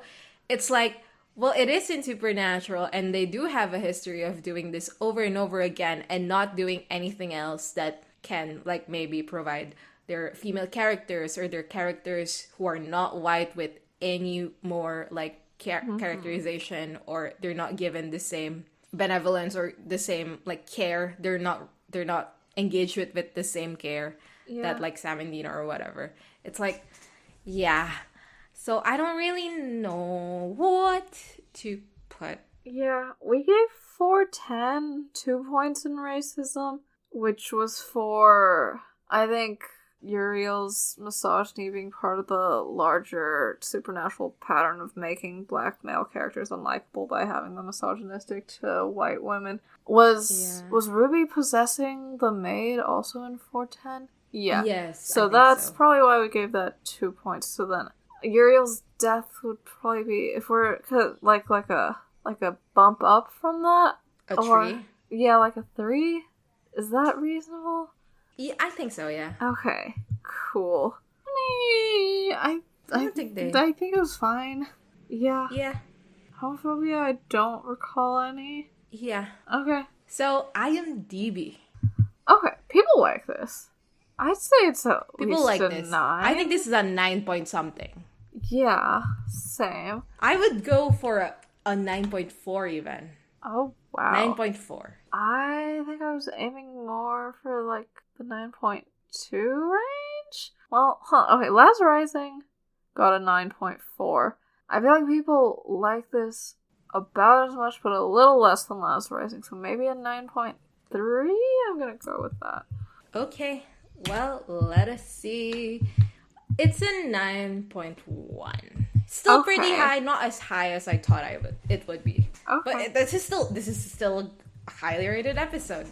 Oh god, the fucking, like, you know how, like, they have those photos that are, like, not exactly in the episode, but, like, it's in the promo material or whatever. It's in the sides. I don't even know. Oh, the Cass's fat ass one. The Cass's fat ass out the picture is here. You know, I told you about the bookmark, right? I have a bookmark of Cass. Yeah, of Cass, that's which back is to back. Yeah. That shit is back to back, and the front is the picture from last episode, and the back is this picture of Cass looking like this. Crazy. Hell yeah. I mean, I don't expect any funny reviews on this, because, like, the funny reviews are usually in the episodes that are a bit bad. So, yeah. Oh my god, this one is unwatchable. Seriously, it was almost painful. Oh, why? Did they think that Alistair's voice was annoying? Alistair. Yeah, there were moments when I was like, it's a bit much. Huh. Wait, what? This person says that they don't like Anna. Like, I know Anna saved the day and saved Castiel, but to me she is no different from Ruby. Both are manipulative and can't be trusted. I think you might just have a problem with women? What did Anna do wrong? I think part of it is that just that, like, her sleeping with Dean is sort of paralleled with Sam sleeping with Ruby or something? Like, is that what it is?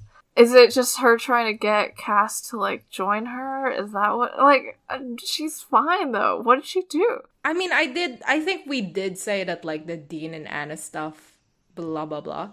But I feel like that's a different thing than the Cass and Anna also, stuff. I feel like the show doesn't frame it as, like... Doesn't engage with it that way. Yeah, I think maybe a part of it is that... emotionally vulnerable moment. So that's... Yeah, I don't know what it is. What do you think it is? The Cass scene is like she's trying to hold his hand. And that can be seen as like she's trying to elicit an emotion out of him through physicality, which I don't agree with, like, at all. I think she's just a human being who's used to being in a lot of time human society. Being a person, yeah. And she understands that if you want to connect with a person in ways like mere words can't bridge, you do tend to touch to, like, show that kind of, like, and this is what I mean, and I'm touching you so you understand that I mean it for real. That's how I read that scene. And, like, the thing is, just Cass doesn't have those social mores, and so... And, like, the moment he understands that, like, that's what Anna is trying to say, like, he gets offended too, so... Yeah. But I don't think that's manipulation. Yeah, she's just trying to convince him. I don't know. So, well, I think that's it for this episode of Bus Asian Beauties. Next week, we will be discussing Season 4, Episode 17, It's a Terrible Life. Leave us a rating or a review wherever you get your podcasts. Follow us on social media. We are on Tumblr at busyasianbeautiespod.tumblr.com. Our official tag is babpod, BABpod. Thanks to everyone who's donated to our Ko-fi at ko-fi.com/busyasianbeautiespod. And check out our merch at babpod.redbubble.com.